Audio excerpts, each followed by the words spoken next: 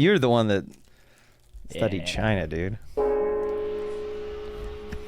Yeah, I studied the entirety of China. Yeah. I'm now an expert. Big ass country, dude. Nothing about China I do not know. Interesting about these white ones is it's probably pretty old. I wouldn't eat it. Oh shit. You can if you want. I wouldn't eat don't eat these ones though, because they have black dye in them. They'll f your teeth up. Yeah. It's pretty old. Dude, spit it out. I don't care. Put it on the Fortune says don't eat the cookie, dude. They're too old. I gotta read it. Bye, man. No, it's all good.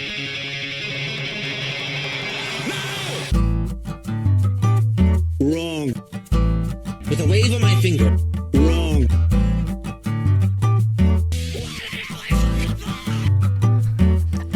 Emotional damage. Keep editing, bitch. I don't take no shit from anyone. I ain't nobody's massa. Emotional damage.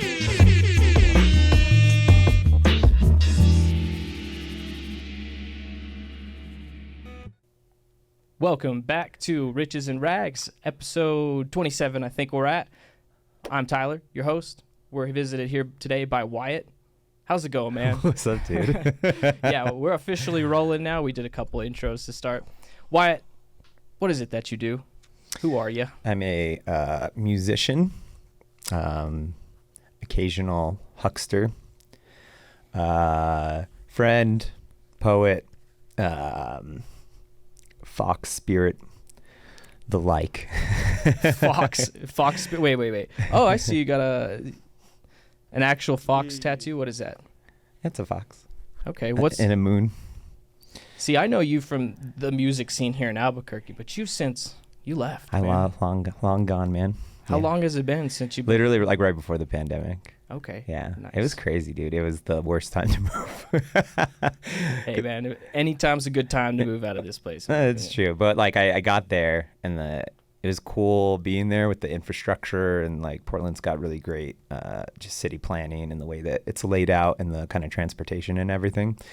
But Nice, lots of unicycle lanes. unicycle lanes, tricycle lanes, no bike lanes though, or bridges. But no, dude, but like I got there and was kind of starting to talk with people and trying to like get into the music scene there and meet people, and then like the pandemic shut down. There is no music scene. There is nothing. That's tough. Don't talk to people. Yeah, and then it's been just kind of a recovery point since then, like trying to get out and talk to people and go to shows and remembering what that feels like, You to left network. to go do the shows and to grow your music career, right? Yeah. So that was a major hit, huh? Awesome, there's some other reasons too, but yeah.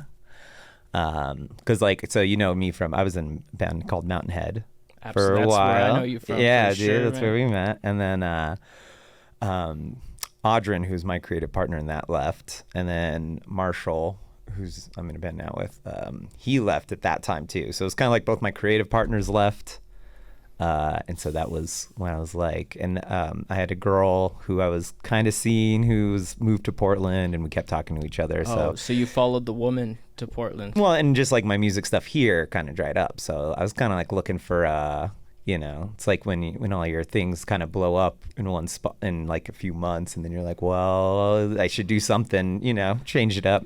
Yeah, Yeah, I can feel that. Yeah, that's kind of what happened to me too. The band I was in broke up, and I was like, I'm out. I'm going to China. And then I failed. You still with that woman? Yeah. Oh, Yeah, nice. I am, Hell so. yeah. Yeah. She following you now?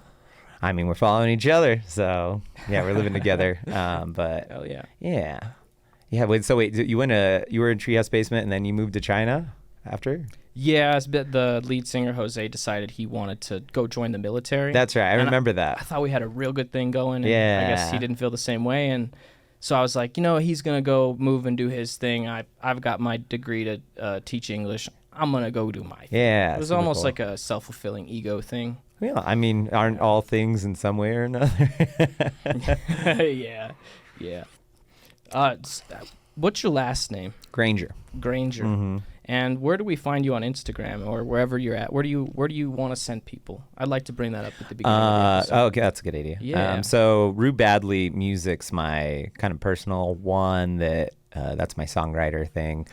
It's been kind of on, I don't really do stuff on it a lot now, but right now I'm mostly focused on Homebody, so you can find me on Homebody is Here on Instagram.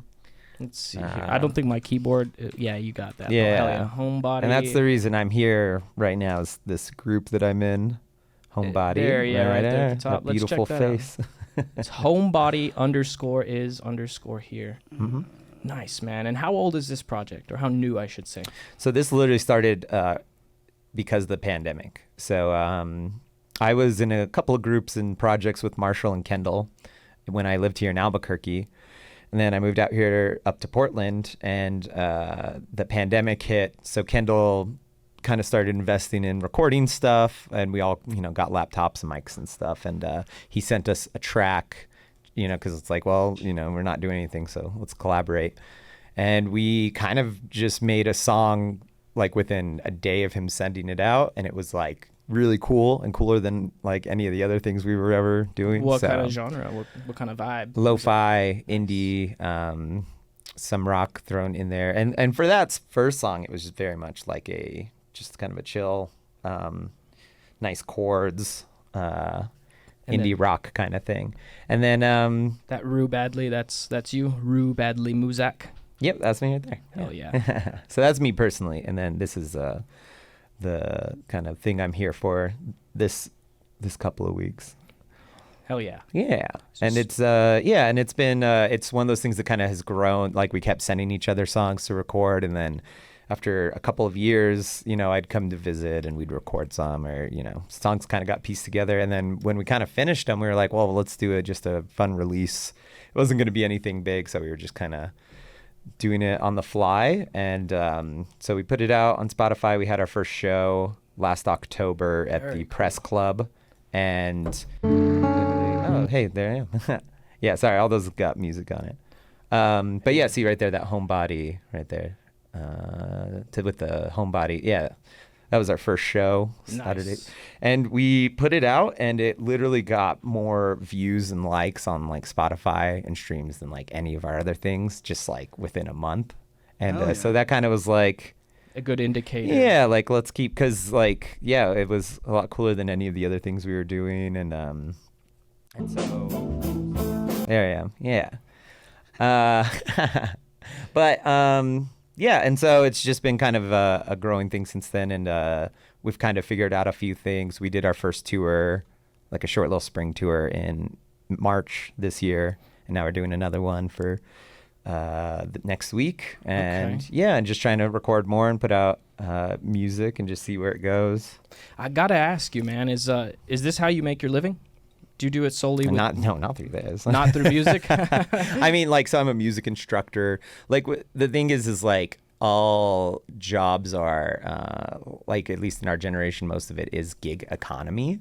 So, like,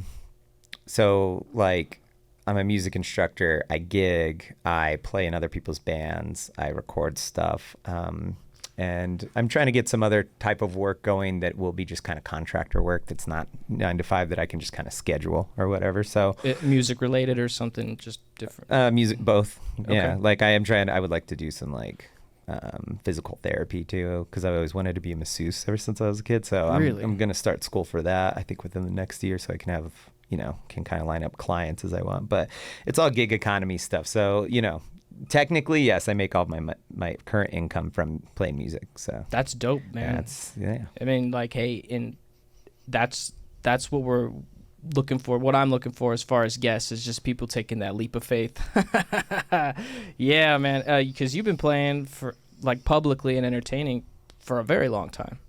Yeah, I mean, technically since I was born, yeah.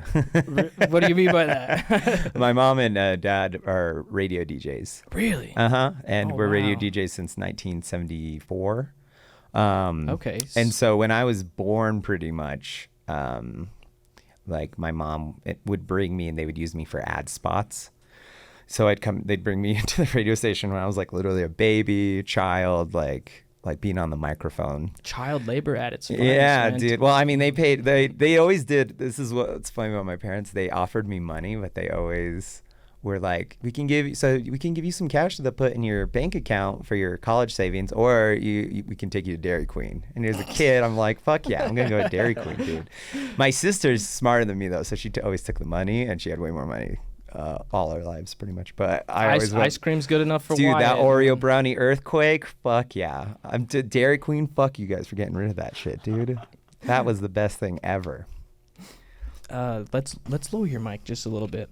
Don't want to block that beautiful face of yours. that magnificent beard. So you man. do know my mom, dude. She's always saying that. She's like, you gotta quit and shave the beard, fucking. You know. She's telling you to That's so shave cute. the beard. She just thinks I have such a cute face, is what she always says. Oh, that's just a mama wanting her boy to stay a boy, man. Keep the beard, bro. It's manly. I like the beard. Yeah. I got a small face, so I prefer the beard. Fucking natural entertainer. We were talking about your life path number in the car right over here. You're a 5. Oh yeah, Yep. yeah. You were Yep. telling me because I've never heard of I've heard of numerology, but no one's ever broken it down before. So Do you feel like entertaining people came naturally to you? Was there ever a question about what your purpose in life is? No. No, because to me, life is a very absurd game. And anytime I've ever taken it seriously in any context, it's never been good. And so I kind of live life very loosely and try not to have parameters around my expectations of what I think people should do or be or act. And for me to really ever be happy or fulfilled in any kind of sense, I always feel like I have to be making something fun or kind of explosive or funny. So if I'm not telling jokes constantly or trying to think of an interesting way to say something, I generally won't say anything at all. So I'm usually all or nothing because, and yeah, I don't know. There's a couple reasons I probably am like that, but yeah, I don't know. I just like having fun. I think people that are a little too fuddy-duddy about things bore the fuck out of me. And yeah, it's like, that scene in Star Wars where there's a trash compactor and they're like stuck in it and like it's That's slowly how you closing feel when in. boring people Well, are yeah, talking when to I you? start to talk about people and I'm like not avidly like, and it you need to hook me right away. It might be some ADHD I got or whatever, but it's like it's like chloroform. It's like when people just talk on script all the time. You got to keep that spice in your life. Exactly, dude. Fuck yeah. Dude, and for all the audience out there, the first time I'm pretty sure the first time I ever saw you was when you were entertaining. We were competing at that Fight for Fiestas at dude. UNM, and our band, my band, was relatively new, unexperienced, really like boring on stage to watch. Music was fine, but you guys were like last on the lineup, and when you and Audrin played. Man, I said we're not winning this. You guys were so damn entertaining as a duo, sweating your balls off. Yeah, I think I threw my guitar on that. You were throwing your show. guitar, Yeah. Hell yeah. Audrin. You I literally threw it off stage, and I was like, I don't know why, but this is happening. There was so much energy in that show. It was Yeah. obvious who the winner of that was going to be, rightfully earned. Well, by maybe show standards, I think songwriting we still had a long way to go. I didn't feel like we were really a good band, like fully formed until a couple years later. Hey, you're doing all. I mean, But, all the legwork because he was on the drums. So you're basically doing like all the other musical legwork. Oh my God, that's dude. a lot to do. Yeah, I don't know. I think there is a part of me that's like loves stressing myself out because because we were a duo, I had a setup where I had I split the signal of the guitar and I had a bass amp, like a bass rig going through to a bass amp and then a guitar one going through a guitar amp. So I had a whole pedal thing while playing, while singing, while also jumping around and being a lunatic. And it's so easy to fuck that up. Yes. In fact, I made it my own art out of it because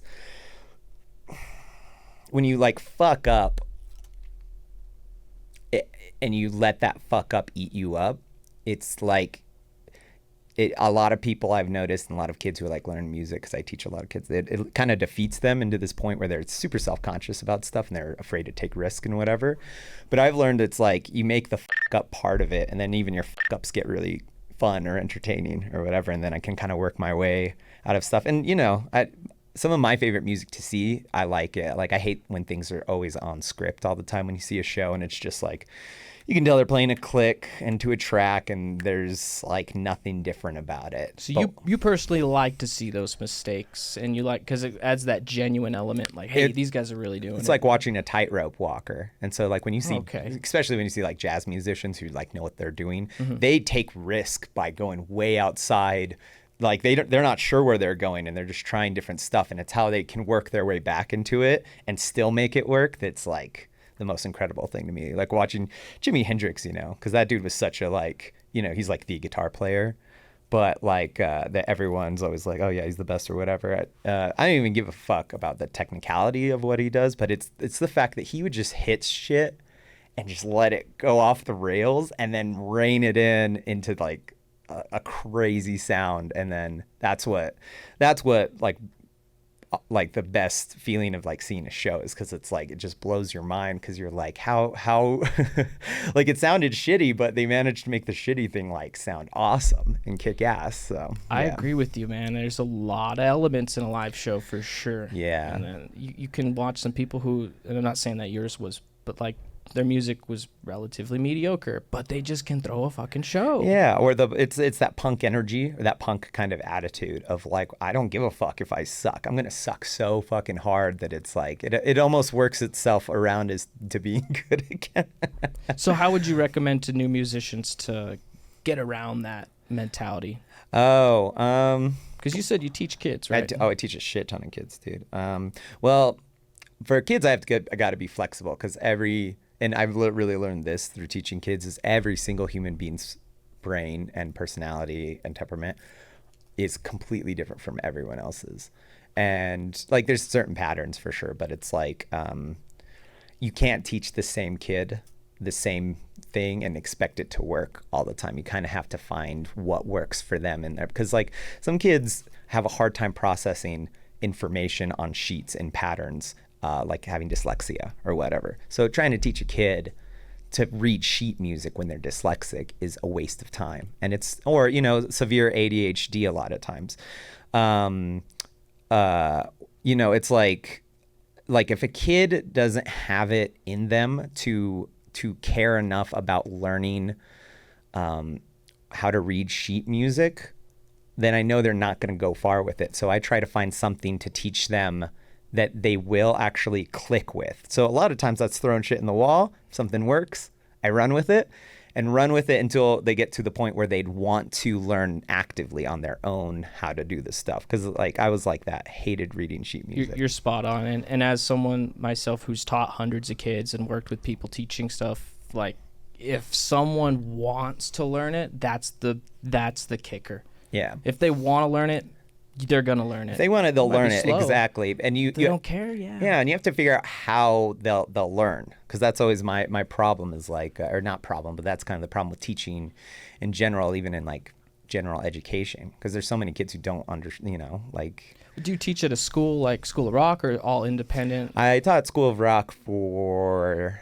2.5 years and taught a little at the Portland one, and then I currently work at Youth Music Project, which is in Westland, Oregon, outside of Portland. Okay. Yeah, and then I still occasionally do stuff with Rock 101 here in New Mexico. Like during the pandemic, I had virtual lessons, and occasionally I'll come back and do a guest sub instructor or whatever.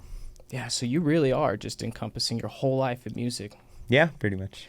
Is it a moral desire? Do you feel that duty to pass on your knowledge? Is it a way of giving back to people, or is it more just a revenue stream? I mean, like I like it. Like it's fun. I like working with kids.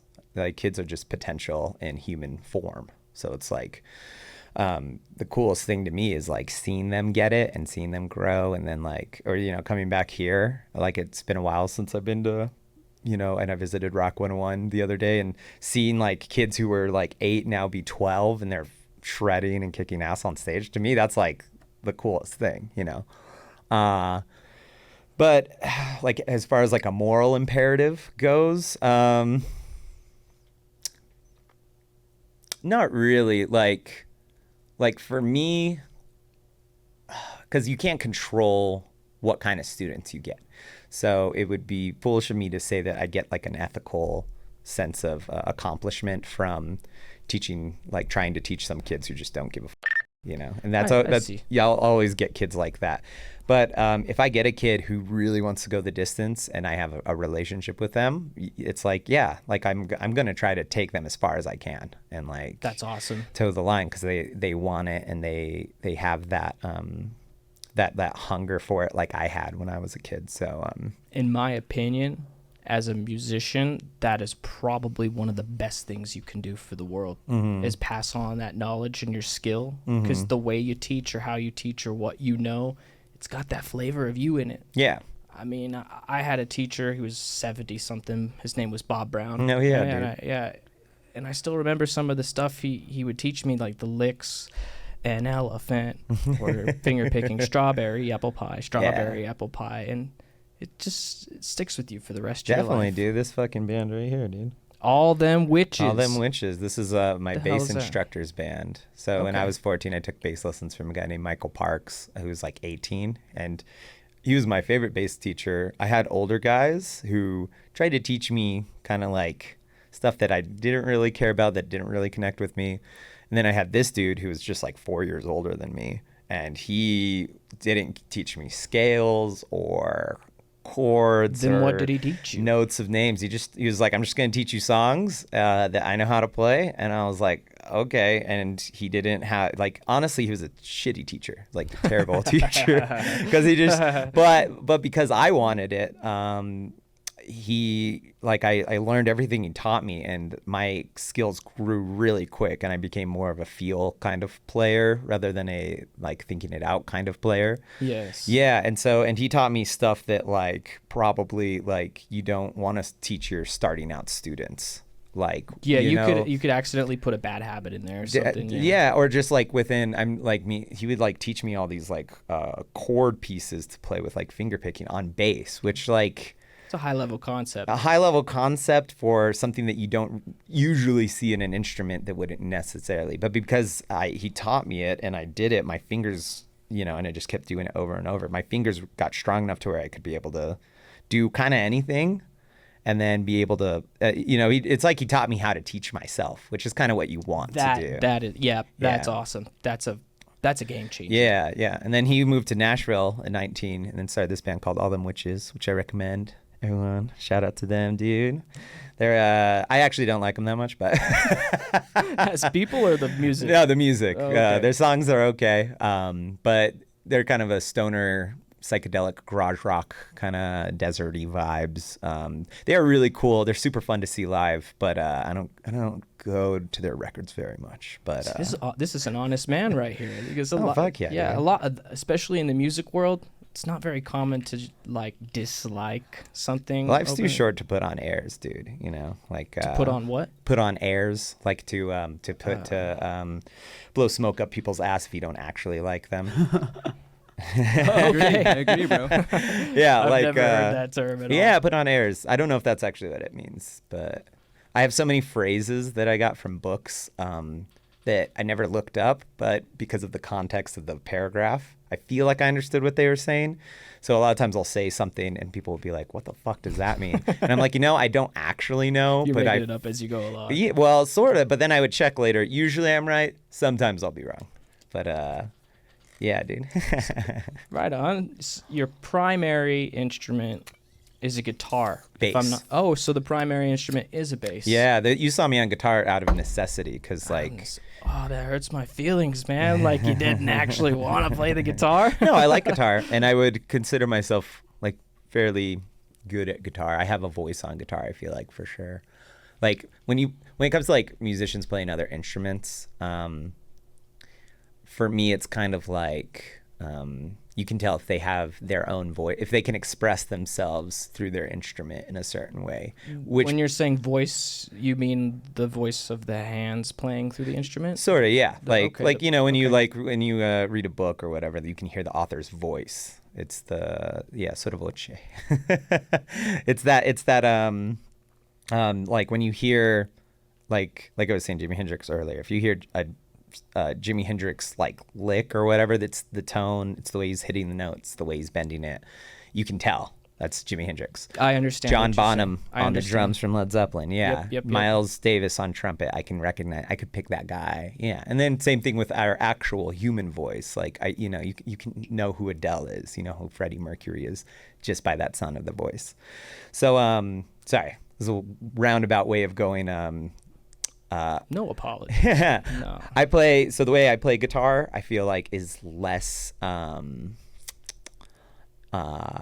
like I'm not super technical on it, and a lot of times I'm sloppy, but I feel like I have my sound on it. Like when I do a solo, I feel like I do sound like me. But bass is my first love. Yeah, that was the first instrument I learned. How old were you when you started messing around with music and instruments? I was always singing as a kid, and I was always in choir and stuff. So Was that influenced by your parents being radio DJs? definitely. Oh, my parents put like headphones of music they liked on my mom's belly when I was in utero, so they could make sure Wow. that I liked the same music they did. Yeah, because they grew up in the '60s, so they were all about Hendrix and Zeppelin and Santana and like all the classic '60s, '70s rock. Do you think that really had an effect? Do you think by listening to that in the womb that you got kind of a taste for it? I mean, even if that hadn't, they played it all the time after I was born anyway, so kind of hard to tell. But Did they broadcast your birth over the radio? no, well, funny you asked that though. Yeah. My mom was the first lady radio DJ, #1 lady radio DJ of Albuquerque in the '90s. Whoa. And so she was actually kind of big because radio used to be a big thing back then. And so so when she had to go off the air for a bit, they kind of made a big deal about it at the radio station. So they did a fake phone call where they're like, "Leslie, how you doing?" And she's like, "Oh, I'm doing good, but it's." And then they did a fake baby popping it with a Okay. pop like a sound. So that joke is like kind of they did do that on the radio. I don't have a pop sound, but I got. So- That's pretty good. But yeah. So but yeah, bass is always going to be my kind of main vibe. I feel like I speak on bass the best. Anytime I'm in a situation when I'm playing with dudes who are like kind of scary to play with, I'm more comfortable on bass. Scary because they're advanced. Oh, scary because they're monsters. 'Cause they're dude. Because they monsters. throw down, like in a Yeah. jam context or just a plain anything kind of context. But yeah. Do you ever get nervous or intimidated when you play again? I mean, like, of course with the monsters, but before shows and stuff. No, I have a weird detachment to. I don't know if it's detachment is the right word. Disassociation. I have a weird disassociation with reality in general. So to me, there's no difference between a stage and just talking to someone Really? at a grocery store or whatever. I don't have that. It's like What's that like? I think that means I'm a sociopath, and I Really? have 52 stripper body parts in my trunk. No, What? get you shut down. That's Tyler. more No. for the. That's more. No, it's just I don't know. It's just like I don't know. I don't feel I just don't feel that like I can't say I don't feel like necessarily feel the energy level when there's attention paid to the performer, and if the energy is good, you feel like you can be kind of rowdier or whatever. No, I guess even then, because like even when in the days of like me and Audrey playing Mountainhead, there'd be no one in the audience and I would be fucking going ham, So Yeah. I don't know. I just don't really discern. I don't know. I just try to be myself all the time. So, even right now I'm being kind of performative for the camera or whatever. But, before the camera's rolling, I was also saying the same thing to you guys. Yeah, you were cracking mad. Cracking jokes mad before. jokes. Yeah. So, yeah, I don't know. It's just, it kind of helps me in life because that means I'm not ever going to be shy about anything. I don't really care what people think about me. So, that helps me to just kind of not care about how things are. I don't know. It's a hard question to answer. Yeah. Well, I mean, hey, if you could help someone who is a little shy and nervous about wanting to do those first performances, what is there any kind of method that you would use right before? You're going to die. And entropy is going to scatter everything in existence to nothingness, and there will just be blackness forever. But you're here right now, and you have that spark of life that's moving all of your cells to do whatever it is you're doing. No one knows how it works. We all try and pretend like we do. So it's important to know that pretending, that pretension that everyone has about whatever life is, it's all bullshit. You only have yourself, and you got to trust yourself because no one else is going to care for you. So that's what I You're would say. extremely confident. I could see, but there's this. I could see your hands just a little bit. Are you nervous? Yeah. Are you nervous right now at all? My body might be. Your body might be. Yeah. I don't know. Kind of when I get, I just have kind of twitchy, like. When you don't have your drink. No, I'm just just in playing. general. Just in general, I'm The like a shakes. twitchy person. Like if you ever see me like watching a show, my legs, like I always kind of have to be moving. When I was like a baby, I always used to rock in my crib, like Rocking since a baby. rocking since a baby. Yeah, I just have kind of manic energy. And again, that goes with that 5, bro. E is the 5th letter, so that energetic nature to you, moving around a lot, that just lines up with numerology. Sorry to scare your listeners with the. I don't think anyone is scared, man. That was good. I didn't mean to take it to such a dark place so quick, but no, I think it's true though, because like You used the word entropy. entropy, yeah. I like this word. What does that mean? Entropy is the second law of like thermodynamics. I might be, oh God, don't ask me. I'm not a scientist. I just, in my head, I understand the concept, and I just watched a couple of videos about it recently. But it's basically energy cannot be created or destroyed, so it's always moving from place to place. So ever since the Big Bang, all energy was kind of in this one spot, and then it exploded into everything, right? And then from that everything started crashing into each other, and stars, gravity started making all these things happen. And through all of times, however time exists or whatever, all energy and matter and everything is going to eventually decay. Yes. And yes. all energy and molecules and everything's just going to kind of. In the sense that you leave a sand castle, it's not going to become a bigger sand castle. No. Never. It's always going to fall apart. Yeah. And that's the natural order of the physical world, is that things fall apart. Yeah. And that's entropy. Yes. Essentially. But yeah, this to me, it's almost a contradiction to life, because life grows and it might decay once that energy leaves as far as the soul. But if everything in the universe ultimately falls apart, then how do you get life coming up and not falling Well, that's why apart? life's Yeah. cool, is because Yeah. that same Big Bang is what human lives are in miniature, So it's like if the Big Bang happens and all of the universe exists out of that and then eventually decays and dies, so too are human beings. We kind of bloom out of from nothing, well, not nothing, but a seed, an explosion. We kind of explode and are thrown into existence. There's an actual flash Yeah. that happens during the conception too. Yeah. Like they've, I think, videotaped it in the womb. It's like an actual We spark got of life. all man. of the brain is just energy, is electricity. Like without this electricity moving our body, we're dead. So we are energy, literally, like growing and then decaying, and then just like the universe. Our problem as human beings is because we have the ability to abstract so profoundly. We tend to try to always look at the objective reality of everything and try to map that against ourselves, and that leads to a lot of existential dread and a lot of feelings of emptiness, or just inability to process like somewhat of a coherent objective reality. But if you really try and think of it more like you imagine the universe blowing up into everything and then expanding into nothingness at the same time as a human being being born, growing, getting older, decaying, dying, skull, ashes, everything.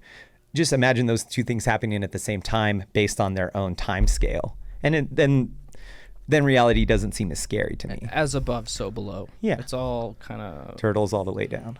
Turtles all the way down. Turtles all the way down. Sorry, that's a book. You read a lot, don't you? I like reading. That's not something I would have guessed about you. No offense. I mean, just there's not a lot of people that I know that read books.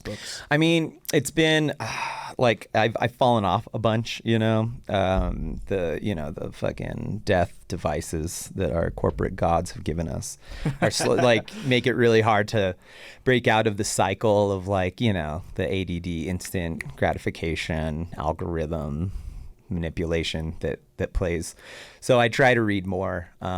Like I used to read a lot when I was younger, and more I go through phases. Real stuff, nonfiction, or do you try and get lost in a book to escape? I see. So I think fiction is almost as real as like reality in a lot of ways. So to me, So it's all not to get to, it's all like I like fiction a lot, and I like just knowledge in general. So I'm not really a type of person. I just feel like I kind of like everything, and then I kind of lose the flavor for it, and I'll leave it for a bit, and then I'll come back and. Got to stay in movement. Yeah, gotta say I'm constantly in flow. Okay. On my period. No, I'm just kidding. Are you? No, not at all. No, that'd be a hell of a beard. That'd be a lot of testosterone. Oh boy. Let's see how the fucking comment. My bandmates are gonna watch this later, and they're gonna be like, "What PC, the fuck?" bro, PC. PC, keep it PC, principle. I'm more of a Mac person, see, so I want to work out. No, I'm just kidding. So, do you think that your essence is separate from your body? Are you your body and a brain? Does it stop there for you, or do you feel more of a connection to a spirit or a soul? Many points in my life do feel like kind of body dysmorphia, where I'll look in a mirror and no matter how I try to like make myself look, I don't feel connected to it. And I have a hard time like with dressing and trying to be a presentable human being in society. I have a hard time with that a lot of times. Like if I could just wear this tank top, basketball shorts, and shoes for everything, I totally would. But then why don't you? Because, well, that's the thing. You have to play certain social games in order to move forward. And I try not to be a stickler because I don't ever pretend to know like I don't know. I don't ever try to just have like a thing that I stick to, because I'm always interested in other people and learning about other people. So I hate beer, but I'll drink all different kinds of beer because I have some friends who are beer guys, and they talk like, oh yeah, the hops and the whatever, and we do this, and you can tell the blah, blah, blah, blah. And I think it's cool and it's fascinating, and I try to understand that. So you will go out of your comfort zone and do something you dislike just to gain a better understanding of what other people are going through? Mm-hmm. Yeah, and then, through that, I kind of grow in my own way, because then I, like this hat. I like wearing this hat. It's a nice hat. Yeah, it's the fucking cadet capper. I think anything without a logo is pretty solid. Because otherwise, it's just free advertisement. You're a walking billboard. Yeah. So, but yeah, to answer the question about like body, about essence and. Do you have a soul? Do you think you have a soul? That's kind of the broken down foundational question. Scientifically, no, we don't have. I don't believe. I don't know. Technically, I don't scientifically think there is a soul, but I don't think science technically is the end-all be-all to everything. So what I know is that human beings have the capacity for abstraction and abstract thought. So we're able to have this kind of like window that's in our heads that sees things that aren't really there, but they kind of are. They're there. They're just not in the physical realm. They're there. They're not in a. They're what we call metaphysical. Yeah. So they're beyond physical. Yeah. Space. And to say that space doesn't exist doesn't make sense. It doesn't. Because like all words are made up, all Yes. ideas aren't real. Yes. Until we make them real Yes. through acting out our own existence. I agree. Yeah. So so in that kind of way, our idea of who we are with our identity and our existence kind of does exist outside of what reality really is, or what scientifically is the material world. You can kind of call that a spirit or a soul or a Well, you believe it enough to have a spirit fox on your arm. If you if you put a tattoo, it's got to have some big meaning to you, right? Yeah, personality, and your traits or whatever. What does the fox mean? What does the fox say? Ring, ding, ding, ding, ding. And why the moon too? Or if it's too personal, man, no need to divulge. I'm just curious. I've always felt a kind of a kinship with foxes, as an archetype and as a just animal in general. My dad used to read me this book called The Fox and the Fox and the Hound, The Fox and the Moon, and it's about this father fox who steals gooses and from the farm and brings it back to his kids. And there's a song that goes with it. And my dad would always sing the song a lot before I'd go to bed. And it's a deviation of a pretty famous fox myth story that has been translated multiple times. Roald Dahl did one. The guy did Matilda, James and the Giant Peach, that guy. He was one of the only authors I read as a kid. Yeah, dude. And then Wes Anderson took that and made Fantastic Mr. Fox, which is one of my favorite movies ever. Have you ever seen that? No. It's not something I'm familiar with. What's it called? It's like, I forget the animation style, but it's like the claymation, stop motion animation. Really cool. Anyways, so I was really into that stuff when I was younger. And then my two main partners who I've had in my life, gal partners who know me better than anyone, both said that they thought my kind of animal thing would be a fox, and they don't know each other. It's separate. And my mom also has told me that. And yeah, just ever since then, I always just think about that, because foxes are archetypically trickster characters. I don't know if you could tell. Are you a trickster? Definitely, dude. I hope he's not tricking me on anything. Don't look under your table. No,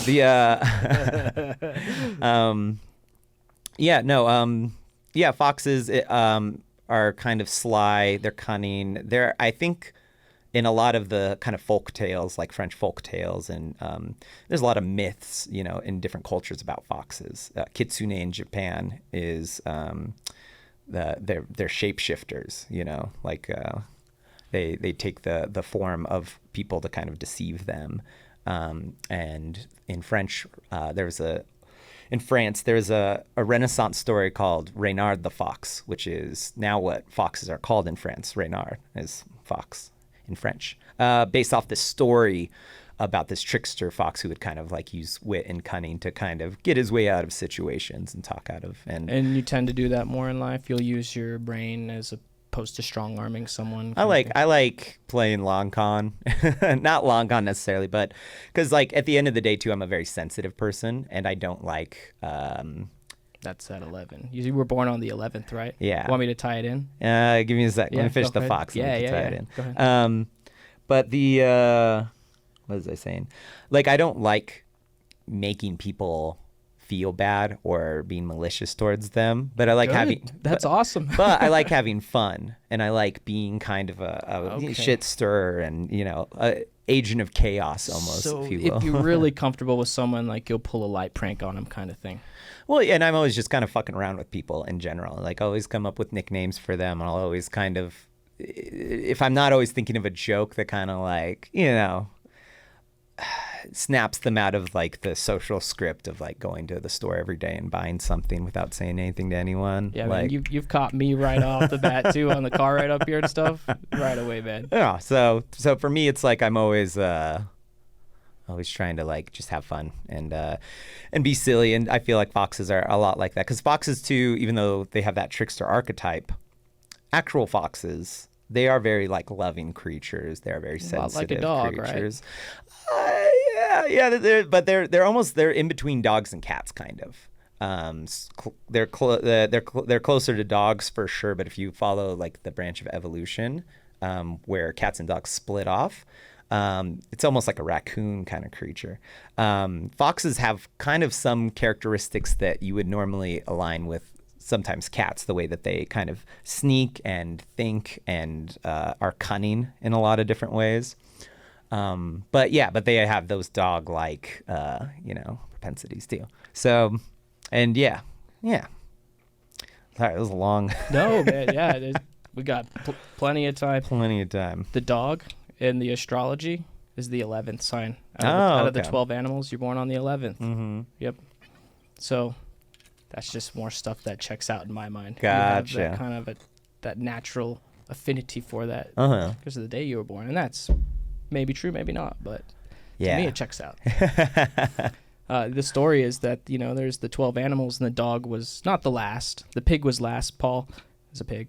But Fucking pig. the dog was the 11th. Yeah, 11th out of the 12th sign because it got sidetracked. It wanted to have some fun and play around. Okay. Yeah. Yeah. It's the playful kind Yeah, playful. That's how I would describe myself.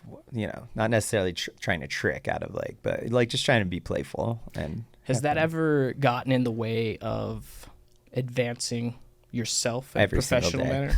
Really?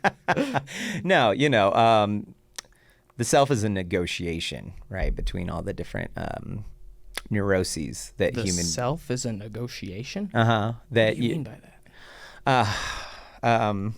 God damn, dude. See, I have an understanding of things, but it's I'm not a fucking professor, philosopher or whatever. So it's people, then it's what the fuck you mean by that? And then I half-ass explain it, and then everyone's well, that sounds dumb. No, not at all, man. But- I just dig in. I'm just digging into questions. Love to know how people think. The self is a negotiation between your conscience, your subconscious, the kind of societal expectation of you, the actual representation of yourself in the society, and how all of those interplay within each other. So, Carl Jung has a really good diagram of, and much more better put than I can put it, but you're always, no matter what happens in life and what kind of system that you have in place in order to guide you forward as this collection of cells moving through entropy, right? You have to, there's always something that will not click no matter what. There's always something that's going to be Adversary? Yeah. Yes. In any kind of context, there's always something that's not going. It's kind of, and that's the human error, I think, more than because we have these that mirror I was saying earlier, that we see all of these dreams and aspirations and ideas and things that aren't there, but we can kind of make it a potential. And no matter what it is, no matter how many times you've reset your life, you're always going to be. And you say, okay, I have this thing now, and now I can go forward and be strong and be a this thing that I feel that I am. There's always something that will come and change that, and you have to figure out how to negotiate that, because otherwise your sense of self starts to kind of break down in a way that isn't functional for you as a living creature. Yeah, and it's figuring out okay, I have to live in society, so I have to dress up a certain way. I have to get a job. I have to, but I don't want to do the jobs that there are. I want to do the job I want to do. So that's that's the negotiation, and that's also the negotiation you have to do with yourself. Because even when you get that job, you're not going to be it's not going to be what you think it is necessarily when you get it. Mm-hmm. Who doesn't want to be a fucking rock star? It's awesome. Tom York's a rock star. He fucking hates it from Radiohead, because he's just a depressed guy, and it's Kurt Cobain, dude. Yeah, and maybe that's the fame and money just don't do it. They don't create that sense of self-worth that one would want. Exactly, and so it's a bad negotiation to kind of get yourself into, and when you can't negotiate, that's when the kind of the darker sides of things happen. Where people who couldn't learn how to negotiate the sense of self with the reality that they're kind of taking part in. Yep, that sounds like a person who's got a very difficult time taking accountability, especially for their own mistakes, and looking at their life and comparing it in a realistic manner to the rest of society. Yeah, I mean, most of the time. in my opinion, we have an average, whether it's weight or intellect or how much money you bring in. Anything can be put on a bell curve. And so knowing where you are, I think is very, very eye-opening. And not a lot of people like to know where they are, because a lot of people are average and half of them are below that. Well, and there's so many frames with which you can view that level of success with, right? Yeah. So yeah, you will meet a lot of times people who, you know, and it's hard. I try not to fault them for it, because like, if you have this self-confidence to do something, even though you don't necessarily have it, that might push you to be able to eventually get it, you know, because we're always trying to get it. And it helps if you're constantly telling yourself, I am doing this, I am this way, and you keep on a track that's constantly pro you, because you can also fall onto the other way of the tracks of being too self-defeatist or too hard on yourself or too cynical or whatever, to where you don't do anything, and then that also is its own can of worms. So it's always about that balance, like you're saying, a bell curve. If you think of your whole life as a bell curve by every kind of framework that you can imagine, you always want to try and come up somewhat in the middle, even if you're an average person, you know, or everyone's an average person, but like, I mean, like what you were saying about, like, there's people who are below average on Half of them. whatever, well, you know, whatever kind of framework you can look at them at. I don't really think of human beings like that. I think everyone just has their own kind of thing, and they're trying to be somewhere. And there's always going to be people who are, you know, necessarily, like, you could imagine, because Oppenheimer came out, although I use him as an example my whole life. Here's a guy who's way smarter than fucking everyone, and he did something that can, you know, led to the creation that could destroy all life of all time. It's not a very smart idea. So fuck that he's on the smarter side of things, you know? All the average Joes aren't fucking blowing up Nagasaki. That's a very solid point. You know, you could be way above average in intellect, but it's a horrible thing. Intellect means nothing if you are Evil. Or, you know, and even evil. It's like they I'm trying to think of the phrase that I was thinking. Man, I'm making you think a lot today. Well, you know, you're asking the questions. Yeah.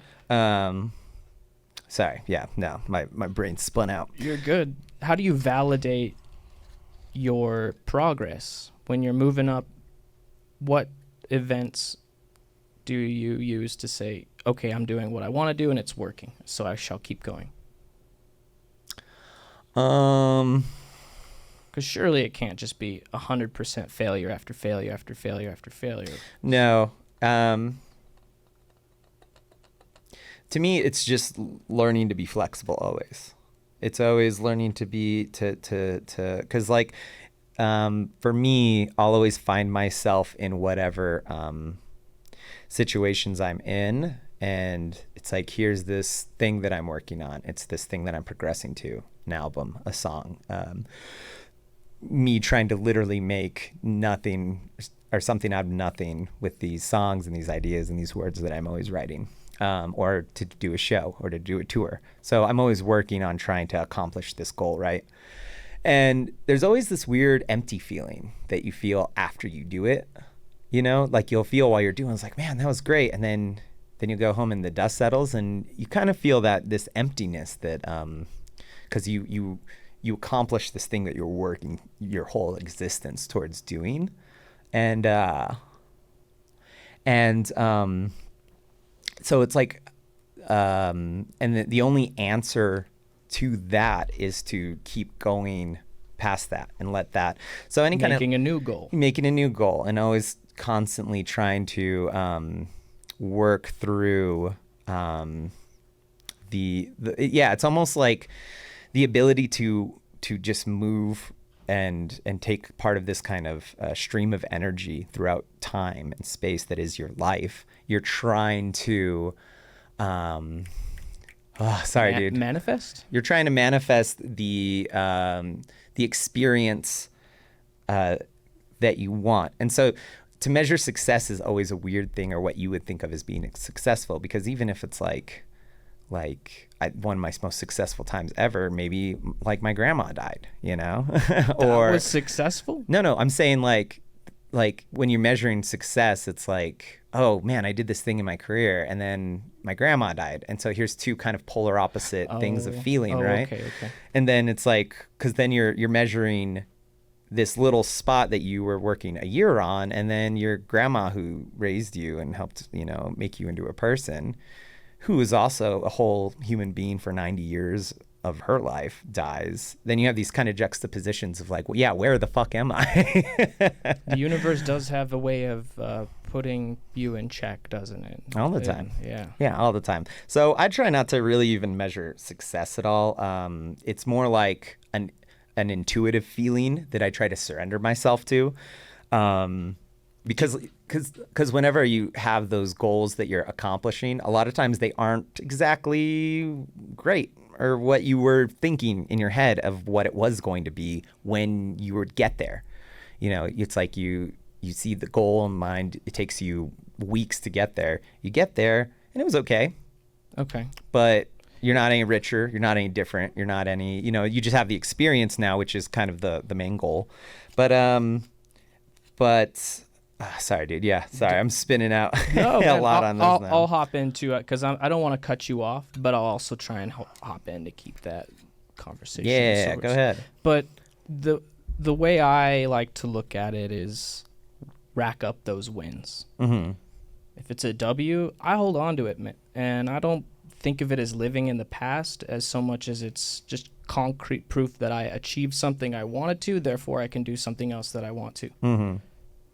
Do you hold on to your wins like that? Do you have maybe a bank or a list in your head of just a few big things you accomplished that you can remember that put you back into a work frame? Yeah, it's sort of like a scrapbook kind of way. It's always nice to have like songs, especially like in projects that I've recorded. Yeah, actually out there and finished. Yeah, That's finished and having it as like a capsule of myself. Is nice because it's like I can remember what I was going through at the time. I can remember who I was interacting with, all the kind of good times and bad times, and all the things that were like going on outside of it. And those ground you because they are a part of your like life narrative. But I try not to fixate on them. And because then you are living in the past when you do fixate on it. Yeah, and then I'm a way different person now than I was when I was that person way back then at that part in his life path. And so we're the same though, like I'm an extension. But it's like you also want to be able to be the process itself of that movement, of that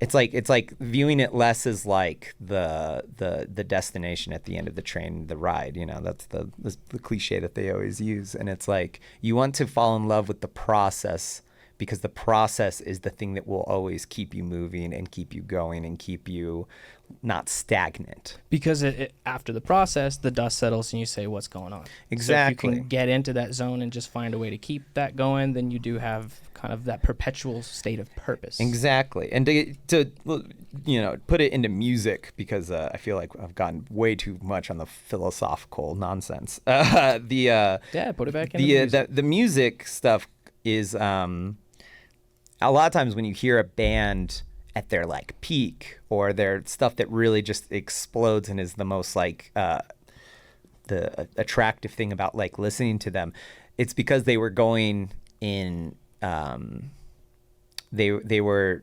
living their lives in a way that like really made what they were making into something exciting sounding. They have these really kind of more relationships to pull in. And then, this is more true back in the old days, but it's like when you would have a band who would like get super successful, it's kind of a hard line to keep that going creatively, because you get into this situation where you're just, you're kind of outside of the scope of like most people because you have money and you're traveling a lot, and it's like, does this kind of go back to the suffering and painful points of life create better art, and so therefore when someone gets comfortable, their art suffers? I wouldn't say it's like pain versus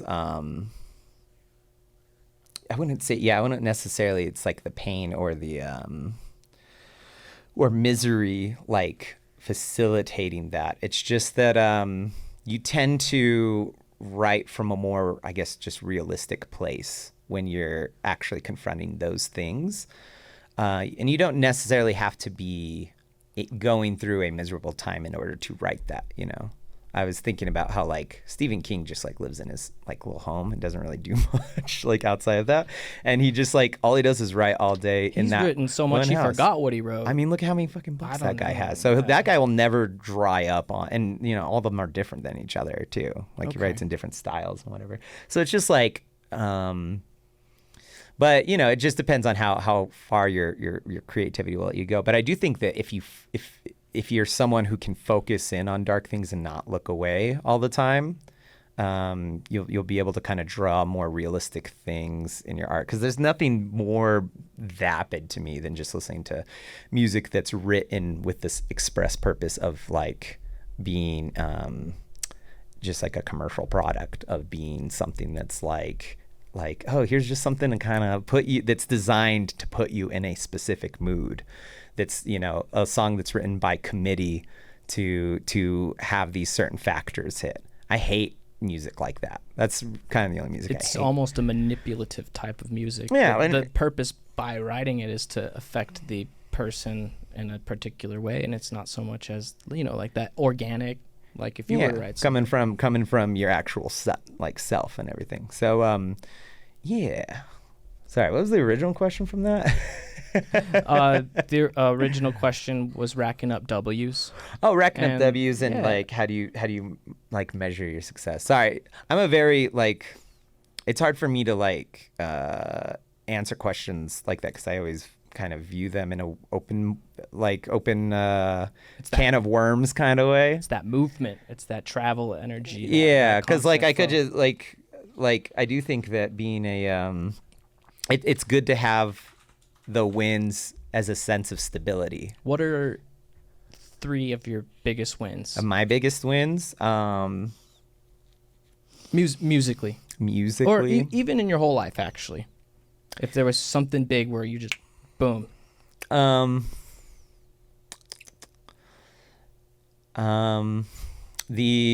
guess the first one was...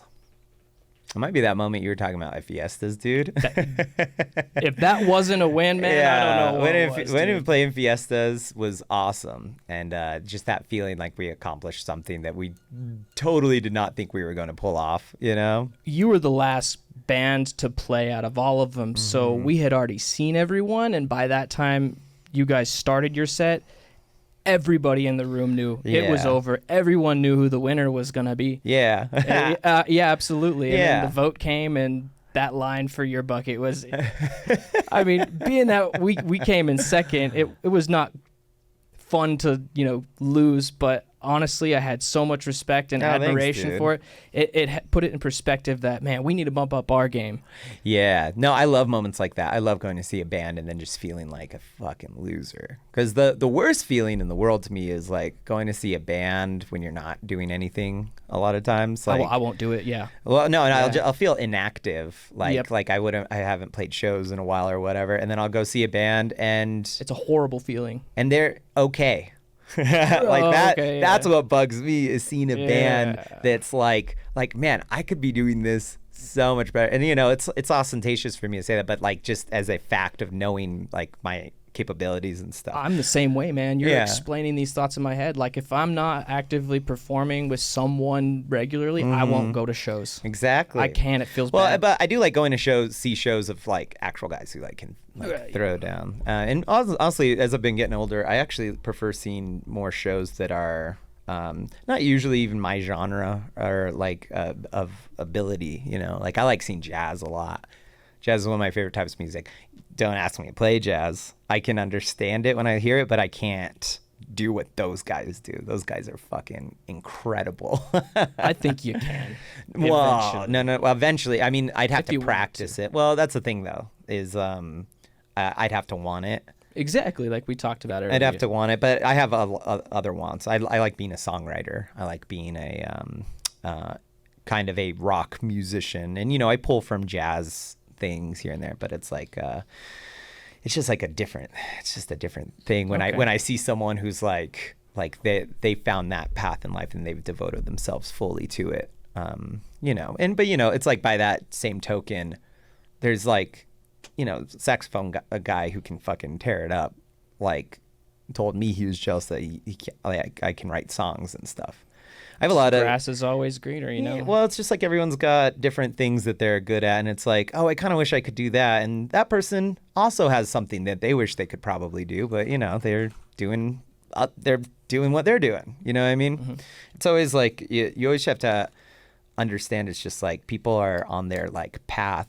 And you're on your path, and maybe they'll cross over, but yeah, it's all good. Okay, and we'll be taking a break real soon, but maybe one more win, and then I got a question that I don't want to leave my head. So, because you do move fast in the conversation, which is good. It keeps me on my toes. Oh yeah, no, dude, I'm just a talker. I get it from my mom. One more big W. One more big win. Probably the first sister show of our tour this last time. That was awesome. Last year? This year. Yeah, this year in March. We came and played Sister, and it was my first time playing Sister. I never played Sister while I've been here in Albuquerque. So my whole time, Sister's always been that thing that like I saw all my friends eventually get to, and there's I've only played it once. Yeah, man, it's a good venue. There's so many big bands that I love that have gone through there and played there on tour, and so like to get it booked and then to have that be the kickoff of our tour and then have all these people come, all of our friends and people, and the cherry on it was that after we played, I talked with the person who was like, yeah, I found you guys on Spotify and I like loved it, and and we saw that you were playing, and that's like never happened to me, dude, my whole life. That's the first indicator that you're gonna move up. Yeah. And you're gonna make it work. Yeah. Bro. Yes. Definitely. Awesome. Yeah. Someone's coming out just because they found you organically. That's so cool. Yeah. And honestly, I feel like I have more L's than W's, and I learned from the L's a lot too. But that means you're trying. That means you're gotta get it. Finding the way around, dude. 10 L's to get a W.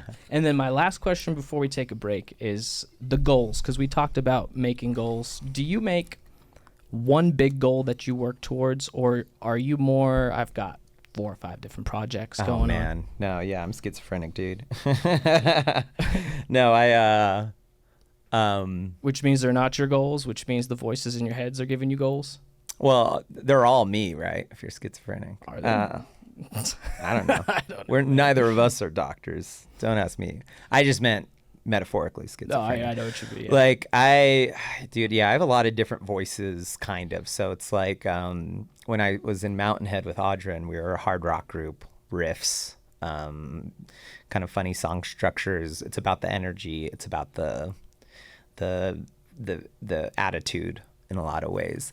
But I also write songs, like folk songs, songwriter songs, stuff with different production. I like art pop, and I went to school for like composition, so I like I write for string quartets, and I like, really, whoa, yeah, and I do and like I have a lot of compositional things that I like messing around with, and I like to just create, and that's a whole different spectrum from doing like Rue Badley, which is like my songwriter thing, and that's a whole different thing from writing riffs with you got Mountain Head, a couple different things going on. Yeah, I always feel like I have to, because I feel like just naturally on my own, I will always come up with something that will not fit like Homebody. Like we're in Homebody right now. Gotcha. And it's like if I write a song, it's like that doesn't really fit that kind of area, or if we were to put it in there, it would be a very like gray thumb, or like it just wouldn't,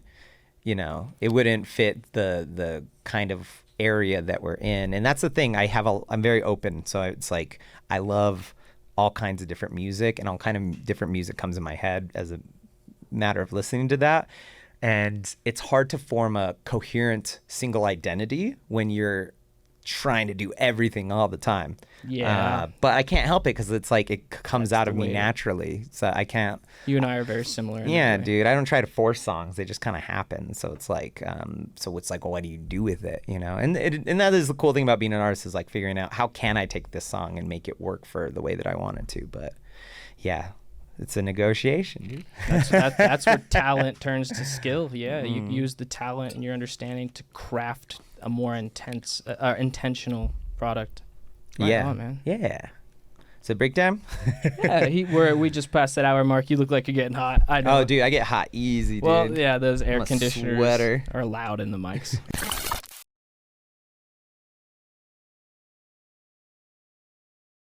Direct it, man. Do you like pasta?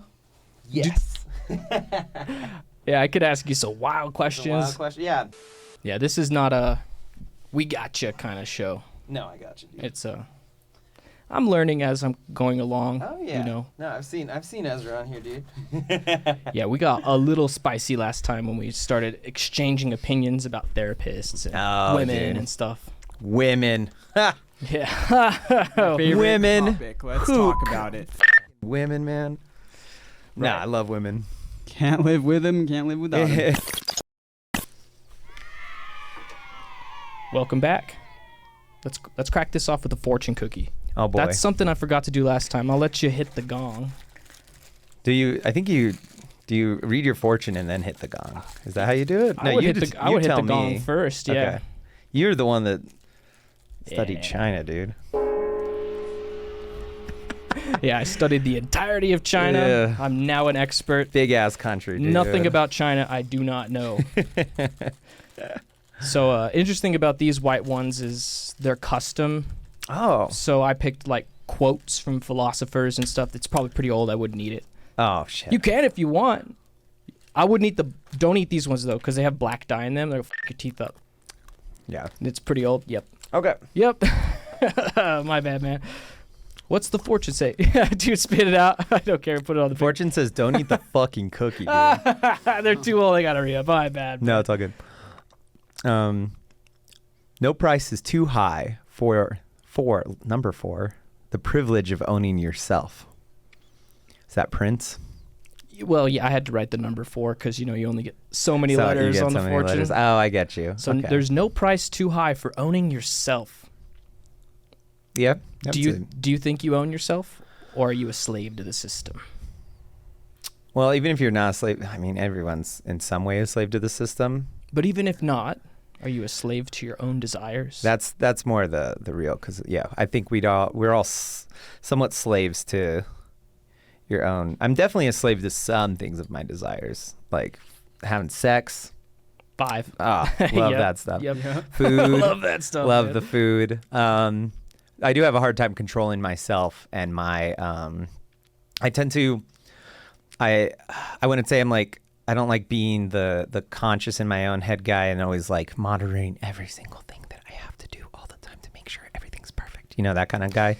I like kind of following whatever my emotions are and kind of maximizing them for some kind of effect. So you follow the emotions? yeah, I would say I'm not. Yeah, I tend to follow my own sense of instinct and whatever my first kind of thing is, because I tend to think that when you overthink things a lot of times, it doesn't usually end up going the way that you want it to, because it gets too formed in your own head. I like living a little more with improvisation in my life, because I find if I'm flexible enough, whatever happens to me, I can dance with it rather than dance against it. Now with the current. yeah, and so I would say that requires you to kind of be a master of yourself in a different way, though, because you have to learn how to play with yourself versus playing against yourself, I guess. Because the word master has a lot of kind of implication for that, right? Like master versus slave, if you're taking like a Nietzschean dialectic or whatever. But if you're taking it just the like I like to think of myself as like a person that I'm dancing with almost. I'm not quite sure what I'm gonna do, but I'll try to see what's gonna happen and see if I can kind of guide it, if that makes sense. It's kind of a weird disembodied way of viewing yourself, but It's how fascinating. yeah. You live life like you're dancing with yourself, so as not to fight the resistance of the current, but to go with it. Yeah, become part of the current. I mean, that's the best way to go, in my opinion, unless the current is evil. Yeah, well, yeah, but even then you have to figure out how to ride it. You have to figure out how to like ride the current out of it, because you're gonna go up against that many times in your life. But about owning yourself, I think that's more important, because my base reaction anytime someone tells me that I have to do something is to kind of go the other way. So You just want to do the opposite just because they told you. just because they told you, because a lot of times they're right, you know. A lot of times they're like, hey, that's a bad thing, that's an unhealthy thing for you to do, or that's a whatever. And a lot of times that initial reaction of like just being like, fuck you, I'm me, I'm gonna do what I want to do, you know, that sometimes that's the passion, or that's the urge, is to be the master of yourself. So there's some contradictions in this that are kind of hard to parse out for me, but I think not conforming yourself to any other kind of system of thought, yeah, fuck that, dude. I think thoughts are evil. I also think emotions are evil. I mean, they can be. They're also, you know,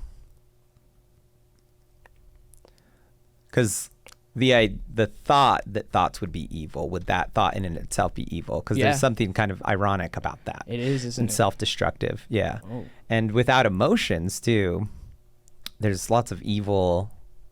I would say purging emotions a lot of times can be just as evil, because you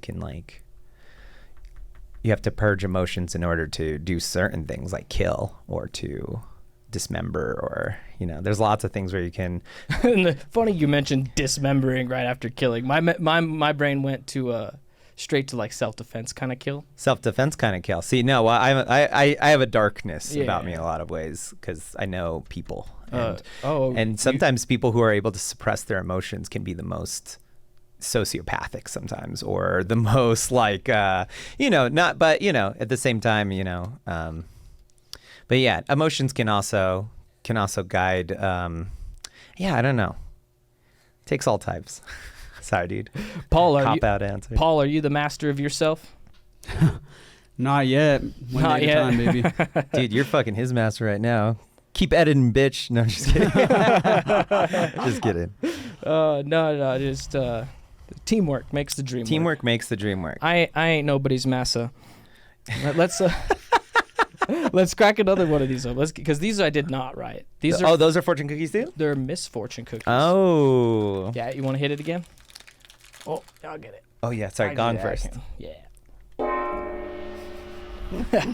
It's so corny. I love it, dude. Don't eat that one though. Okay. Because the black dye will fuck your teeth up. Okay. Wow. Yeah. I think they The might have smell done that. too, dude. It's a vanilla, is it? I don't know. That might be old too. The skulls. Oh, that's awesome. But you want to know what doesn't expire? It's the thoughts on the paper. You know, it doesn't expire. Friendship. No, I'm just kidding. Okay. A lot of times that's the case. Why don't you go into that corner and finish evolving? Oh, okay. So they're kind of sardonic and Go into the corner and finish evolving. yeah, they got an attitude. I like that. That was mean. Well, I mean, you know, but I don't think you can evolve in a corner necessarily. That's a brilliant thought. Yeah, because Yeah. your cells are adapting to evolution by doing things. So it's like you can't really just be in a sense of no. Even then, you'll evolve. You'll just evolve, because there's some creatures that evolve like in the caves where they barely move at all, or like deep ocean. They're like they barely move, but that's how they evolve. So, I mean, you can kind of evolve no matter what. Cookie. So, like, what the fuck are you? I can't even eat you. Yeah, I know. I think it's on brand with the misfortune, like kind of like, I got you. I do think that's funny though. That's cute. I had an idea for fortune cookies once that was like fortune cookies that actually try to tell your fortune, but in like a silly way. So it's like, don't go to that concert tonight. Or like avoid I-5 on your way home, or your husband's cheating on you. Or something like that. Those would be really good, man. Yeah. People would buy those. I think it would be funny, but I would only want them to be like served in Chinese restaurants, so people wouldn't be in on the joke at all, except for the restaurant and That's the company. funny, man. Yeah, dude. I think that would be awesome. Do you think that would drive more business to the Chinese restaurant? Yeah. I just think it would be a fun thing to do. It definitely would. It definitely would be a fun thing that I feel like Portland would have for some reason. You also got these ones too, the pull ones. Are we only doing 2? You can do more if you Okay. want. That's usually for the beginning of the episode when I hit the kids, but I'm so off my game right now, man. I tend to do that. I bring that out in people. Is there fortune in this one though? There's no fortunes in Okay. that. I'll The do only- this at the end then. The I'll only save it for fortune the is end. fun. It's fun. I ain't no fortunate fun. Yeah, let's Gotcha, do one dude. more cookie. Why not? Why not? Why? No. Yeah, this is cheap tin. Or whatever the metal Let's see, is. should I do a misfortune or a regular? Did the misfortunes have anything actually, like, are they just supposed to be insulting? Or is there some actual They're just like low grade low grade? Okay, cheese I'll go with insults. cheesy These insult. ones are more, my brother would say, poorly curated quotes. Okay, gotcha. Yeah, I get a lot of my inspiration from different philosophers and Yeah. a lot of, like you mentioned, Carl Jung and That guy's Nietzsche. dope, dude. I Yeah. like a lot of the conclusions they come to, and I think you can piece a lot of the universe together. Definitely, dude. Yeah. Well, and I like these. I feel like if these are more like me, like, blowing raspberries at people. So he who makes no mistakes makes no progress. Yeah. This kind of goes with that collecting W's and collecting L's we were talking about earlier. Is there anything that you failed at a lot where you decided, you know what, this is not for me? I'm not going to do this anymore. Yeah, all the time, dude. All the time. I honestly don't think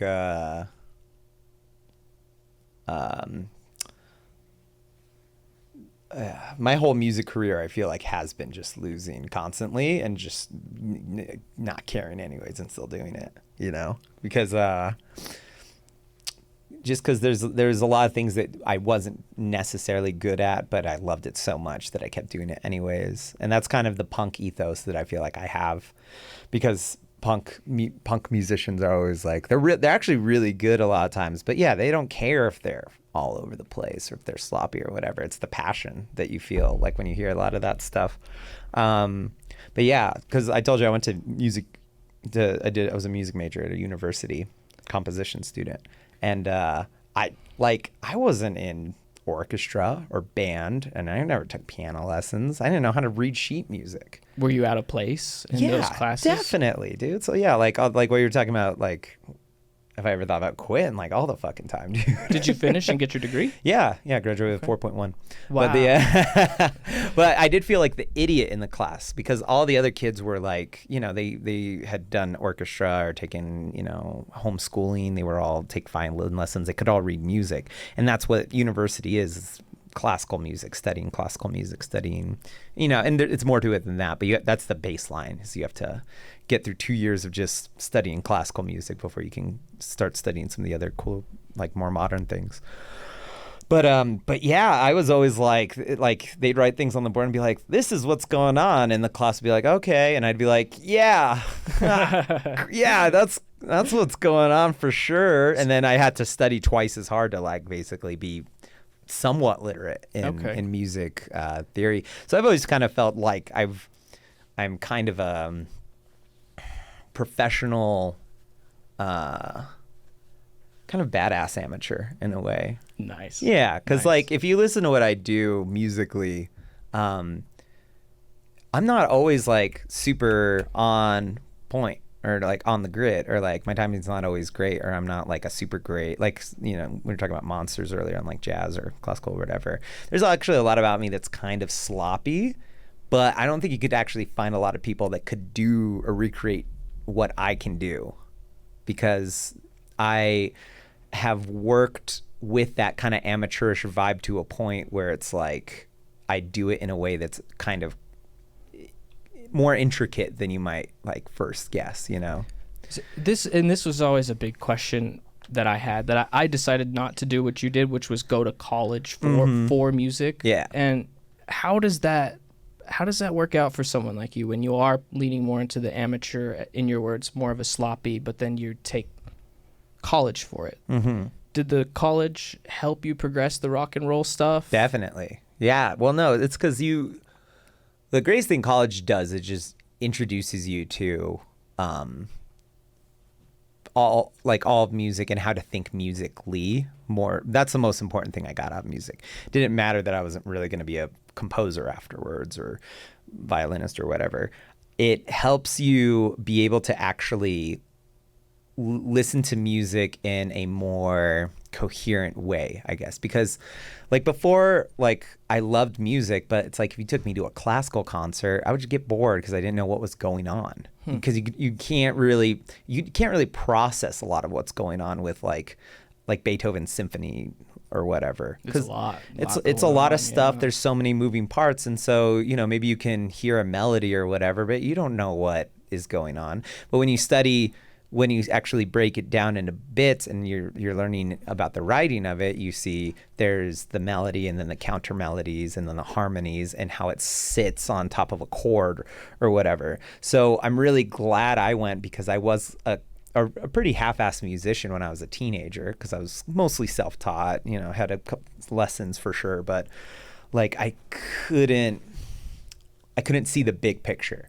Now I can kind of go anywhere and I hear songs on the radio or whatever, and I actually know how it works just by listening to it. That's awesome. Yeah, I can't tell the key because I don't have kind of for your ears. because I don't have like perfect pitch, so I can't tell like what key it's in, but I can tell like, oh, that's the one going to the 4, going to the 5, going to the 6, and it's in a minor key, and it's roughly this, and this is what the drummer's doing, this is what the bass player's doing. Like I can hear very fully now, and or I can go to like an opera and be able to identify the musical motifs and how it's playing into the drama of it all or whatever.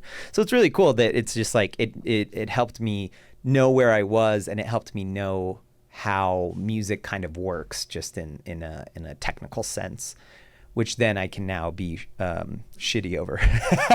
Nice. It's like technical shitty, like, because I've always been a fan of like rock and roll music, like Kurt Cobain, like he wasn't like a really good guitar player by any stretch, but like, he would just fucking go crazy on it. And that viscerality is the musical emotion of it, So I've always kind of combined that with my love of just like music in general. And that's, I feel like my voice a little bit is like a talented amateur kind of. I don't know how to put it, professional amateur, something like that. So it definitely improved for your creative side on the musical understanding. But what about the career side?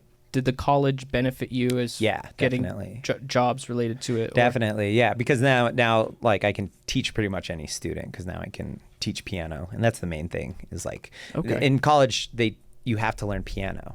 Really? Like, yes, you can't not take piano.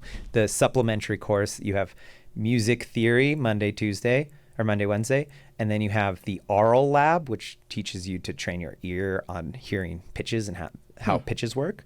And then Friday is piano lab, and you have to learn how harmony works. And harmony is best shown instrument-wise on a piano, because all the notes are laid out, low to high. All you have to do to make a note is press one thing, and so you can look at how chords work. And that's why keyboards are MIDI, right? That's why we don't use a guitar type instrument for MIDI. That would be way too complicated, right? Yeah, insane. Yeah, so that's why piano really is the most pivotal like Western instrument in terms of understanding musical concepts in our tradition. So because I learned piano, that forced me to learn piano and get good and actually like look at how music translates through different instruments through that. Now I can teach piano. Now I can like do kind of any lesson really. And even though I'm not a good drummer, I have a few drum students, and I can, teach the basics as long as the kid, like if a kid's really good, then I'm like, you need to go to that guy. But like I can teach a starting like 9-year-old, like how to do a backbeat and how rhythm works and how tempo works and like all that stuff. Do you have a teacher as well? No, I haven't in a long time. I have people that I talk to that I look up to who are more coworkers or people in my band who I learn from all the time. But I've always wanted to learn trumpet. And so if I can get the money and the funds, I will take trumpet lessons for sure for like the first bit. But the thing is now is like, it's more for the facility of it. I know how music works. So it's like, as long as I can figure out how to make what notes, then I can figure out how to play an instrument. So most of the time I don't need to take lessons because it's like, you can kind of just fuck around with something and then you figure out how it works. Whereas like, but trumpet is such a hard instrument to play, dude. Yeah, I played in 6th grade. Played trumpet, was I think the only orchestral instrument I ever tried to pick up. And Yeah. that whole year, man, I was fighting one other student. He was my friend, just for first chair. We'd go back and forth between first and second chair. Yeah. And It's brutal. They threw me in jazz band. The band instructor was like, I think you'd do good in jazz band. And I was like, I'm gonna do good because I was first chair in 6th grade. I was last chair in the jazz band, and I couldn't keep up. Trumpet's hard, dude. You're gonna do that embouchure. Yeah. But yeah. I can still kind of feel it in my brain, like how you would close the cheeks and make the lips. And it's weird how that never kind of goes away in your brain. Yeah. I'll see that. That's what I want, dude.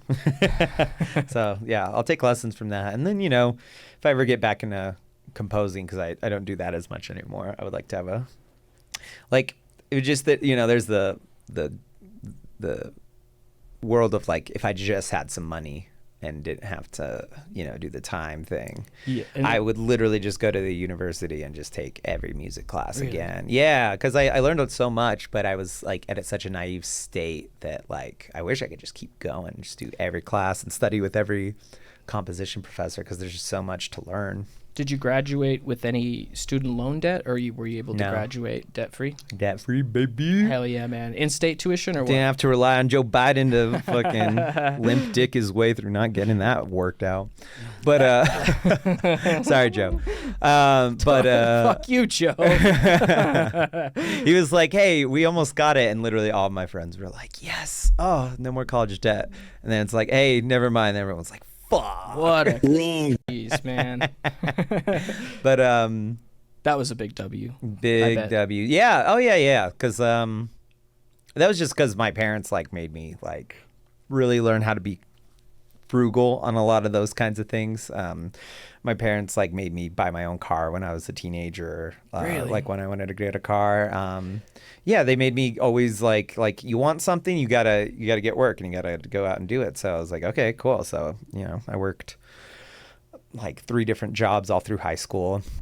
I would always do a summer job that was like pretty much a full-time 40 hours a week, doing kind of manual labor. Is that important for a young man to learn work Definitely. ethic? Oh, like that? dude. Yeah. No, if guys don't get it, they turn into fucking incels that just like stay on the computer all day and don't do anything.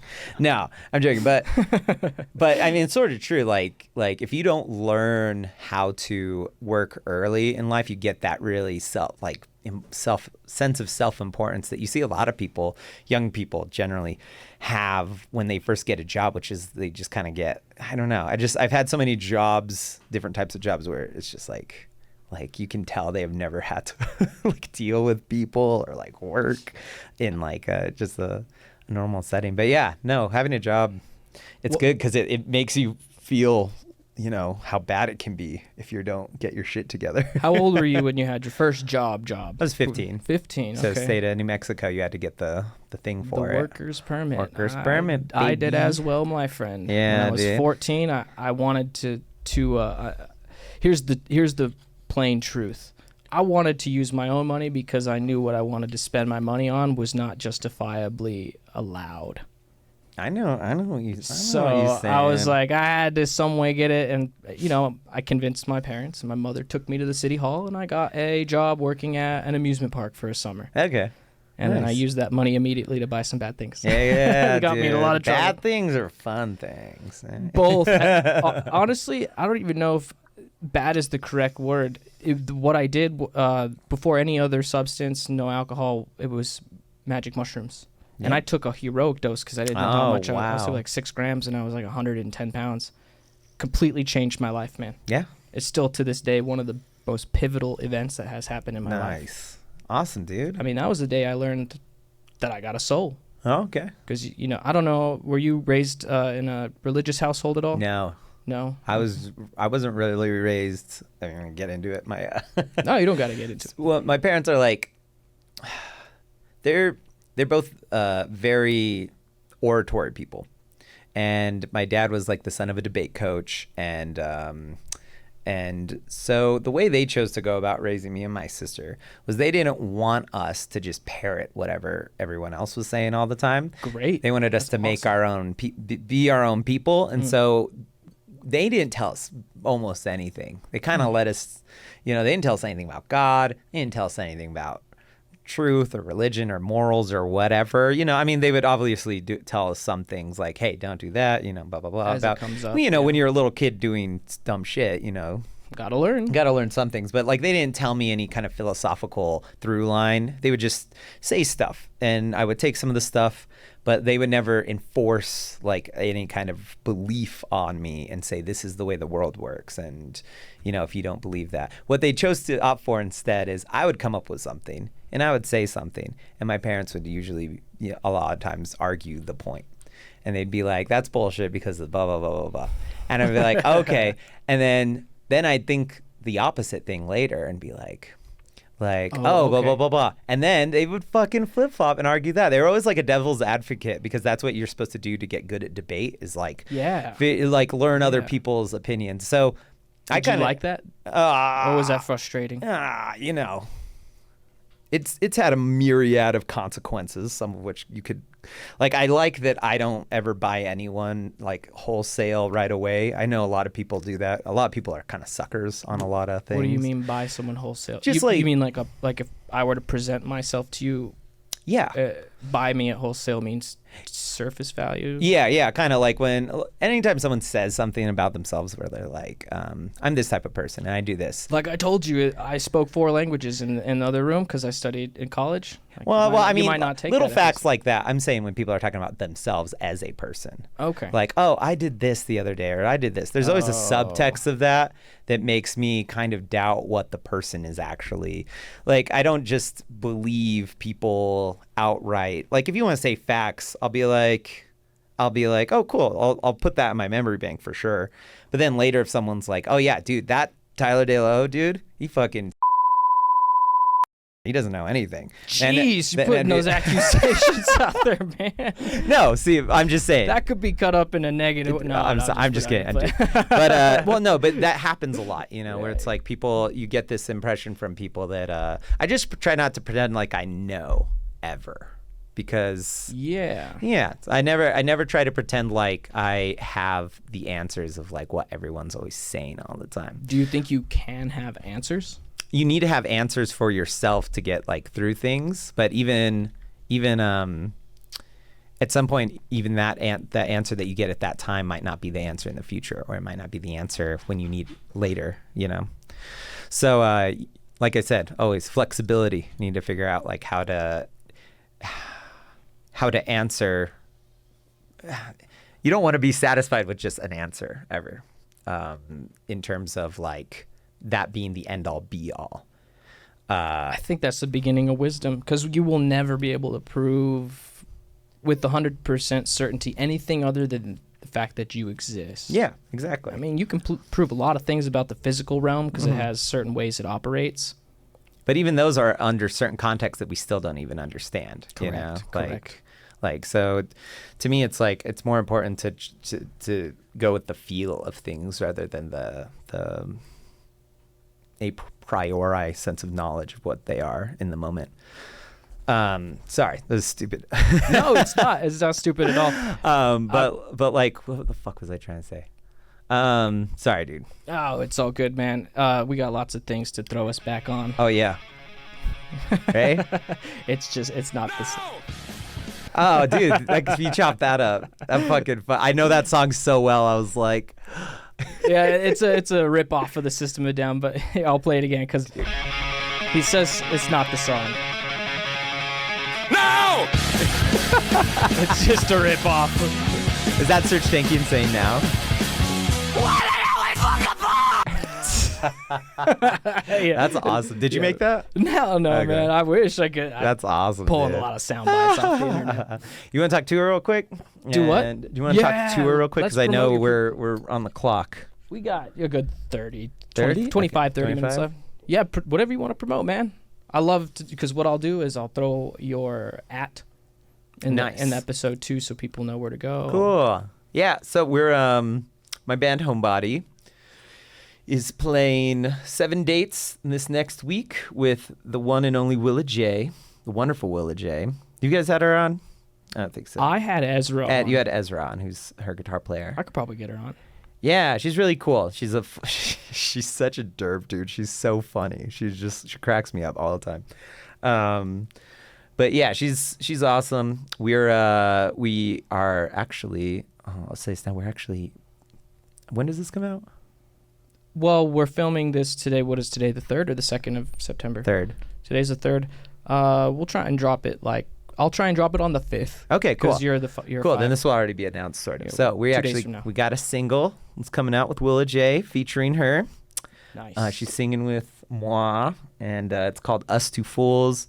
And yeah, we're going to be putting it out on the day of our first show, which is at Sister, this Friday. Yeah, hopefully a lot of you ABQ folks come out. It's going to be really fun. Got Sweet Roll. I'm going to come to that. Yeah, dude. It's going to be a fun time.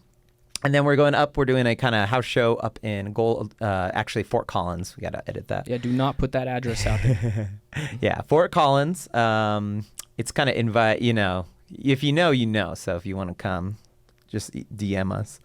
We're playing in Denver. Then we're going to Logan, Utah, Salt Lake City. We're going to Flagstaff and then Phoenix. And we were going to try and wrap things up in Santa Fe, but they never got back to us. Hey, you never know. They might by that time.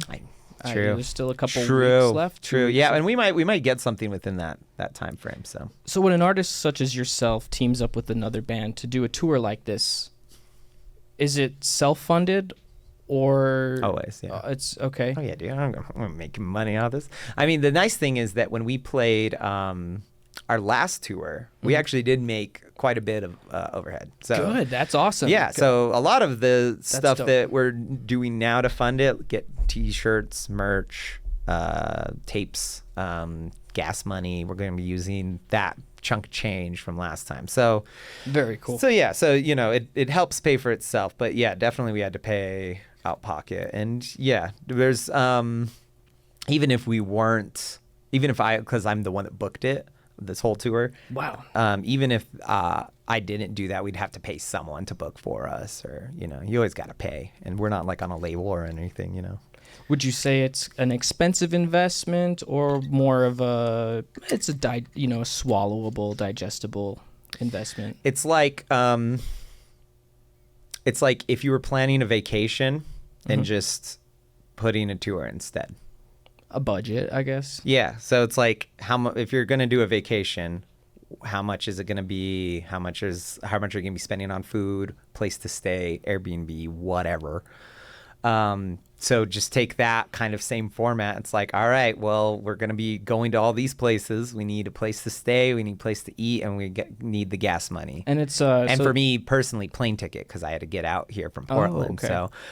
So it's kind of just like. And in most of the year, people want to do things. People want to go on vacation and have I want to go to do this thing. But you kind of have to make that sacrifice if you want to do the tour, because got to put in that work. the tour is the work. Yeah. So, but you can, as long as you think of it like a vacation, it's fun. But yeah. at the end of the day, it propels the band forward. Yeah. Right? Definitely. Now, how did you decide on the cities? Was it Spotify data that you said, these cities are listening a little more than others? So we went through Colorado last time and built up a few people there, and you Nice. kind of want to get those same people back the next time, so you kind of keep them in the loop a little bit. Fan base or other bands you're jamming with? Both. Both. Okay. And just contacts in general. Like if you meet a few people at that show, the first show you do, and you leave them with a good impression, they see you coming back a few months later, you're like, oh, let's go see that group again. And this time they'll bring a couple more friends because they're like, Nice. oh, I think you'd like this band, Okay. Word of mouth travels, because most of the time people don't know, especially on tours like these where no one really knows who we are. It's like they're going to see you for the first time, not really having a clue. They just happen to be there by chance. And if you blow them away, then you got kind of a fan. But a fan can be a really fickle thing with how much stuff there is nowadays. So it's like if you kind of keep it fresh in their minds, they're coming through, they're more likely to kind of keep up with you. So there's kind of a relationship that you have to kind of keep building. But on the side, we were first trying to go to California for this one.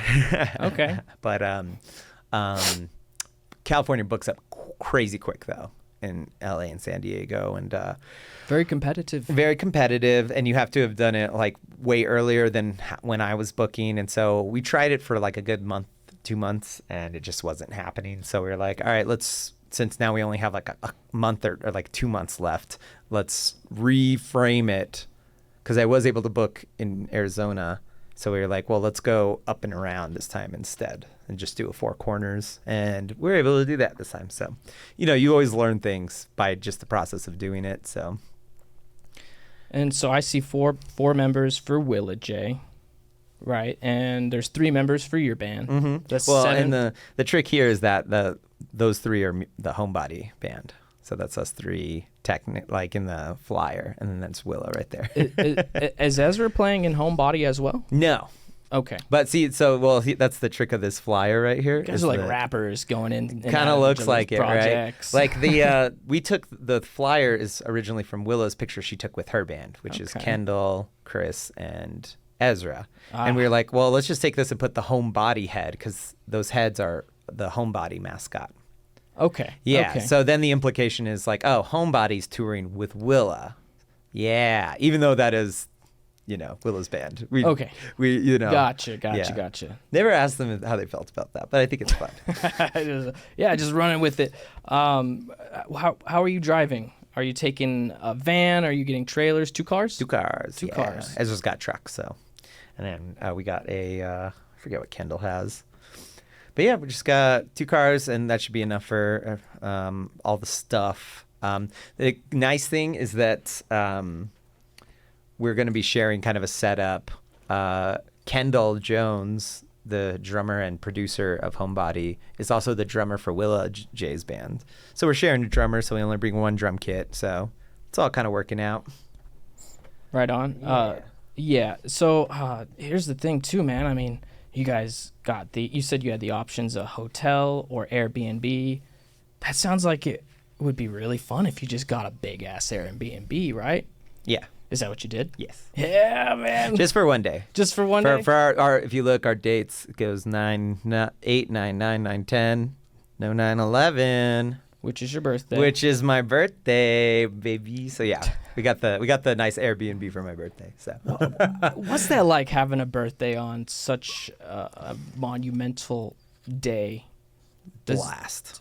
No, I'm just kidding. That's the wrong word to use. Exactly. Oh, dude. man. It brings the house down. Jesus. No, I mean, that's partially actually one of the reasons is like I have a very dark sense of humor now, because when I was that young, it's a weird thing to have an association with, You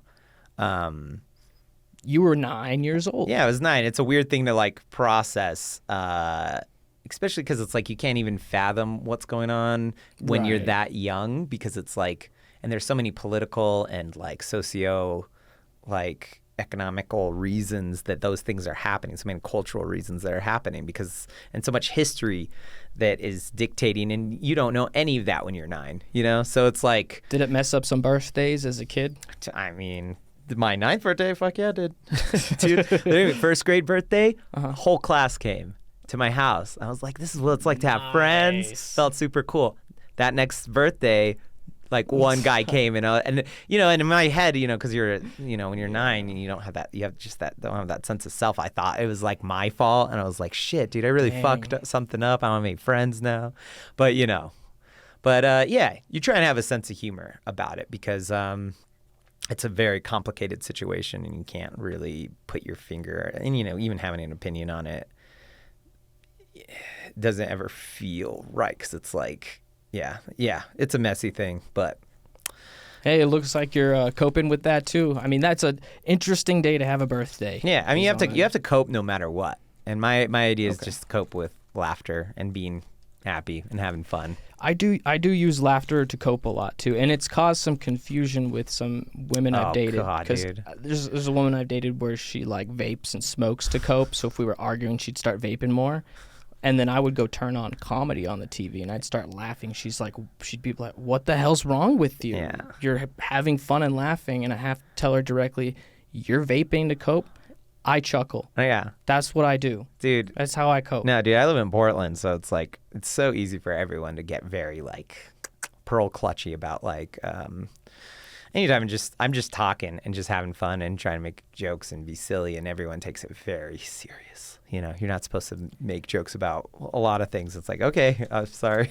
That whole philosophy is so concerning to me. I think people should be allowed to say and speak, you know? Yeah. And when we start censoring ourselves to not hurt someone's feelings or because they might get really mad, No, especially in, like, that's a them problem. It's especially in comedy, because it's like comedy is like you're yes. supposed to be it's supposed to be on some level stupid. Like Yes. people who are like, comedy is all about like wit or being smart. To me, that's some of my like least favorite comedy a lot of times. Like I like witty enough things and well thought out humor, but a lot of times it's like I don't know, there's all different kinds of forms, and it's like you kind of have to be a little clowny and stupid and not saying things that are truthful, in fact, to be funny, you know? It's about a lot of subversion, and if you have to toe the line straight and you can't subvert anything, you're not going to be funny a lot of times. I don't know. Do you? I don't know what I'm saying. So you write a lot of poetry and with lyrics for your music, but do you ever write jokes that you can crack on stage He's too? one of those deep boys. He writes poetry. Whoa!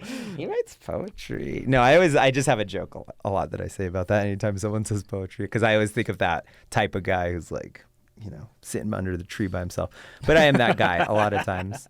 But where was your question? Jokes. Do you write jokes to crack on stage too? I never write jokes to crack on stage, because if I think a joke's funny in my head and I'm like, all right, I'm going to say that tonight, always bombs.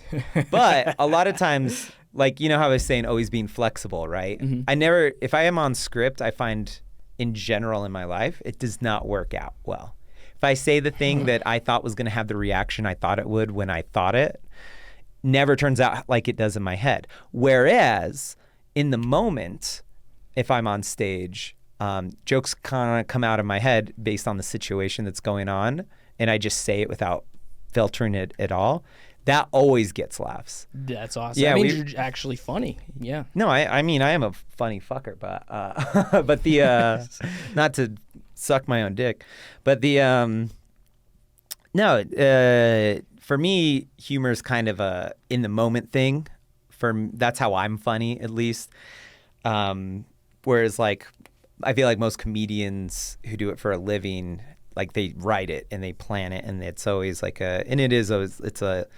it's as much a writing career as it is a performing career. But you know, they also have to be good at being able to flip on a dime if something's not working out, if something's bombing. For me, comedy, not that I'm like a comedian or anything, I've dabbled, and I do try to suffuse my personality in my lyrics. So, you know, I have some poems that are kind of funny.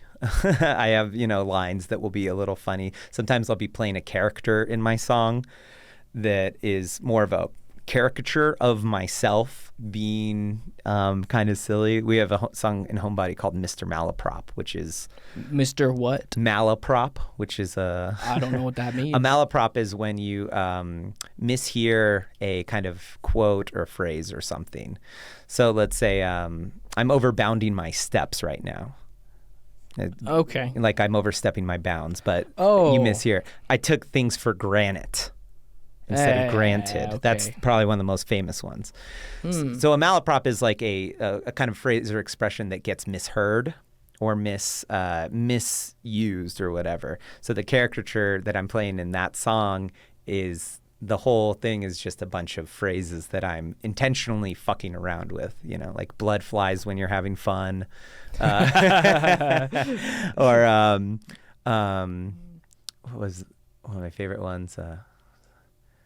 But yeah, and it's just basically the caricature is this guy that's like making, kind of like me, always putting his foot in his mouth because he missays things all the time. But that missaying things is funny, you know. I think there's some humor in that. So Do you put caricatures of yourself and your persona into your songs a lot? yeah, I think that's actually the only kind of. I wish I was one of those people that could like write, that has like the air for fiction, like some writers have. I can't create characters, or I can only like. I can only exaggerate a certain aspect of myself. Okay. In certain situations, and Is it introspection in a way? Do you learn about yourself through that process? yeah, I could say that. Okay. I don't know what I learn, but I know whether I'll like it or not. And it's kind of fun because for me personally, ideas and things aren't things that really possess me. It's more like I'll hear something and I'll think about that. I'm like, yeah, that sounds right. And then later on, I won't agree with it at all. And I kind of always approach every idea like that in life. And so it's fun for me to, it's almost like an actor kind of. It's like you can kind of be this person that you're really not for a bit. I understand completely. I wrote a song years ago that caused some issues in a band. They didn't want to play it at all when they learned the lyrics, because it was a real sweet sounding song, a lot of jazz chord progressions and stuff, but the whole words and the story was, and it was from first person, so I'm saying I see you kind of stuff, but the dude sees a chick at a coffee shop and decides to stalk her and eventually kidnap her and put her in the trunk. Yeah. So it's like real bluesy R&B, like, I'm going to put you in my trunk. Yeah. It's like, and of course that's not me, but. I love songs like that. Yeah, man. The concept of putting something dark lyrically into music that sounds happy just felt like a good concept at the time. Always. It was not well dude. received by the others. I was like, Not everyone's going to get it. it's like Netflix and there's TV shows of, serial killers and stuff. People love it. And they're like, well, we're a fucking band. We're not a Netflix show. I had a gag once that was, I did Cannibal Corpse cover to like a ukulele pop song that I wrote. So it was just like, C and G chords on a uke. But like, with like entrails ripped from a virgin's cunt, So wild, man. Yeah, but you're singing it like, can I go? How dark can I go on this? You go as dark as you want, man. Okay, no, I won't. It's pretty. you. I'm just saying, look at these lyrics later because it's a very funny. It's just funny because like you only hear lyrics like that in metal songs, but it's funny if you put it in a folk song or a pop song or like a country song or whatever. And honestly, that gives it more character to me than just hearing the same fucking, like, there's all these tropes that writers use in music all the time that just kind of gets a little half-assed. And so it's like, when you want something new and you want something that will make people kind of be taken by surprise a little bit. That, I think, is the goal of that, is to catch their ears. They go, what the hell did he just say? And then they tune in. Yeah. It's definitely. clever. Mm-hmm. What's your favorite instrument or part of the music that you do? Is it the writing, the performing, or the singing? Okay. Is it a particular instrument you like more than others? Performing's always maybe the most time I'm just having fun because it's like you're allowed to just have fun. Yes. There's a quote.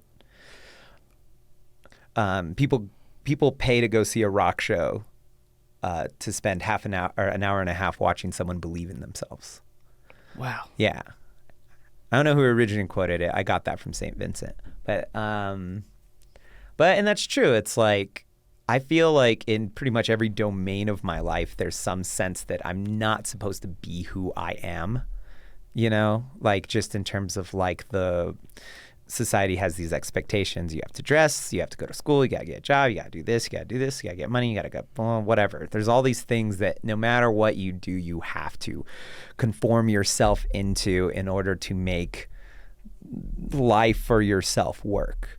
And when I'm on stage, it feels like I can just say fuck all of that and just be happy and just like jump around and act like a lunatic and say random things and be this kind of the person that I kind of am on the inside. It's hard for someone like I feel like some people I know think of me as being a very performative person in a sense of where it's like they think I'm always ostentatious. Was a good word to use? Ostentatious. I'm always acting, and I'm never like I always have to put on a performance for people or whatever. But that's legit who I am. Like they think Don't stop. Yeah, and they think the performance is a mask that you put on. But for me, with the mask off, that's who I am. Is I'm over the top. You're probably toning jackass. it down. Your mask. I have is to tone it down all the time. Yeah. That's my mask. Is like I have to, try not to be this over the top. So performing asshole. is that pinnacle, maybe. Yeah. So I do performing definitely. But it's all synergistic within itself. Like if you're able, like I love playing bass. Bass is my favorite thing to just kind of get in a tight groove with. Maybe my favorite moments ever are just the moments when you're jamming with someone and there's just this lock that happens where something amazing happens that you weren't planning on happening. It just happened. And then after you're done, you're like, whoa, what the fuck was that? And that's the moment. And that's that moment where, sometimes a song will come up, or maybe it's just a jam. And like, if you're lucky enough to be recording it, like those moments, I really like, I miss those the most from not being able to play with people as much. So just that unexpected moment that a song can just come out of. Like that's maybe my favorite. Yeah, it's almost being so in the present you can't think about anything else. Yeah, it's a lot like having sex, or like because the second you start getting in your head about it, that's when it starts to get kind of ruined. But if you're letting your instincts flow and the other person's letting their instincts flow, and this magic thing starts forming out of that, and we were talking about the performing too. If you're doing that while you're performing live, if there's that moment, that's what's the most incredible. Like there's a couple times in my life where it's like we'll have a section where we're just kind of fucking around and improvising, and maybe we'll have a loose structure, but sometimes something will come out of that, and if you can kind of play with that, that's when it's really awesome. Nice. And have someone, if like they're recording it and you like hear the recording and you like, I don't remember what the guitar solo, like I just improvised the solo or whatever, then I'll listen to it later and I was like, oh, holy shit, that's what I did. Like, and then you're like, you kind of blow yourself away because it's like I wasn't even there at the moment. I was being it.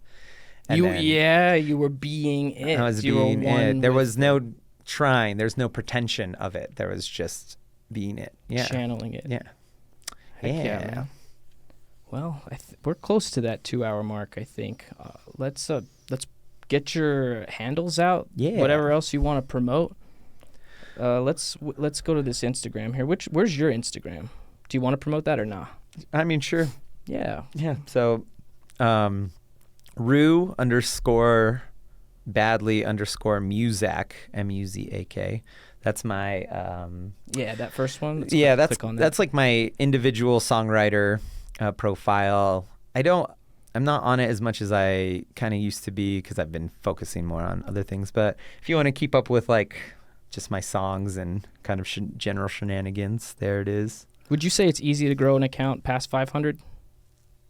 Easy?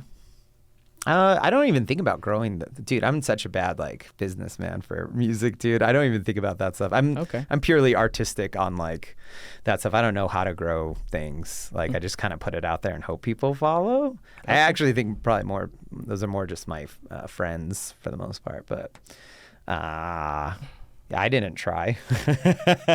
Actually, there was one question that kept floating back through the whole podcast. You've got a pretty big discography, right?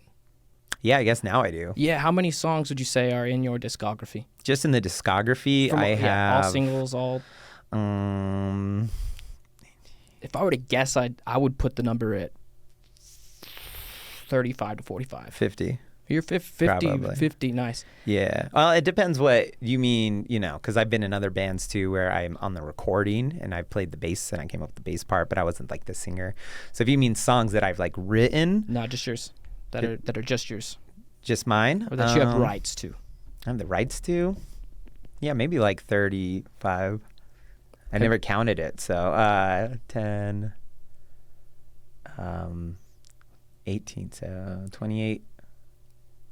And then the next follow-up question. I mean, we don't need an exact number. He's on it though. I think He wants- I think you counted because it does sound like 36. Yeah, So that's the vibe I'm getting. Is like 38 is kind of the number that's popping in my head. I would say 42 if I'm just Wow. counting my mouth. Yeah. Are any of them uploaded on sync license websites? Have you tried licensing any of the songs in video games, TVs, or movies? Oh yeah. That's a lot of money sitting on the table. Yeah.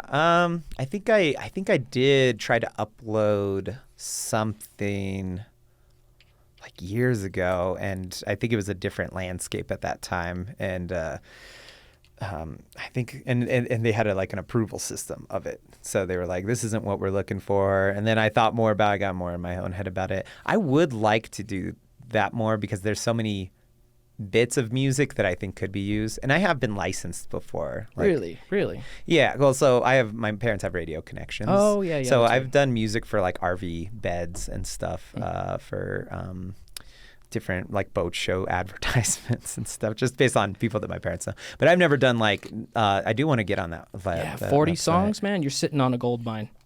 If you license one for 100, or if you Okay. license one for 500, heck yeah, man. You never know who wants it for their show or their game or whatever. That's true. I think the thing that's always stopped me before is like I almost sing on all of my songs, and I don't think my voice is conducive to like putting things for there. But maybe I guess they do just take a clip, right? A lot It depends of on times, who's or- using it for what. Yeah. I guess I could try that. What's the website you use? There's a lot of different sync license websites. Okay. I haven't put anything up yet. I really want to do it with the Treehouse Basement discography. I'm just a lazy cunt about it, I'm a lazy cunt. It's easy to be. I mean, But it is money left on the table. Okay. And for me and for you. Yeah, So I maybe mean, I'll check it out because it's one of those things. That's the thing. I'm a terrible business person, and I don't, and even just the concept of money weirds me out. I don't really think about music ever in that sense. I'm totally someone who I'm like the artist whose head's in the clouds all the time. Like money hardly crosses into my mind. But and that's what I mean. It would help if it definitely would help if I was doing some You're more stuff good enough, like that. entertaining enough, and active enough to where a couple of adjustments of your mind frame about the money and stuff, maybe you do put it and regard it as important. Yeah. You could set yourself free in less than a year, man. I don't know if it's that long, but yeah, it would be cool.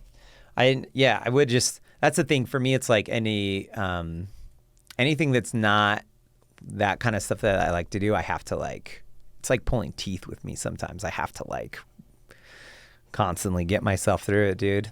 So it probably will take longer just knowing me, but I'll give it a shot. Cause I'm always up for trying to do more stuff like that. But thank you for what you're saying. Appreciate that, dude. Oh yeah, I tell all the musicians, get the sync license up. You're looking hot. We're about at that end.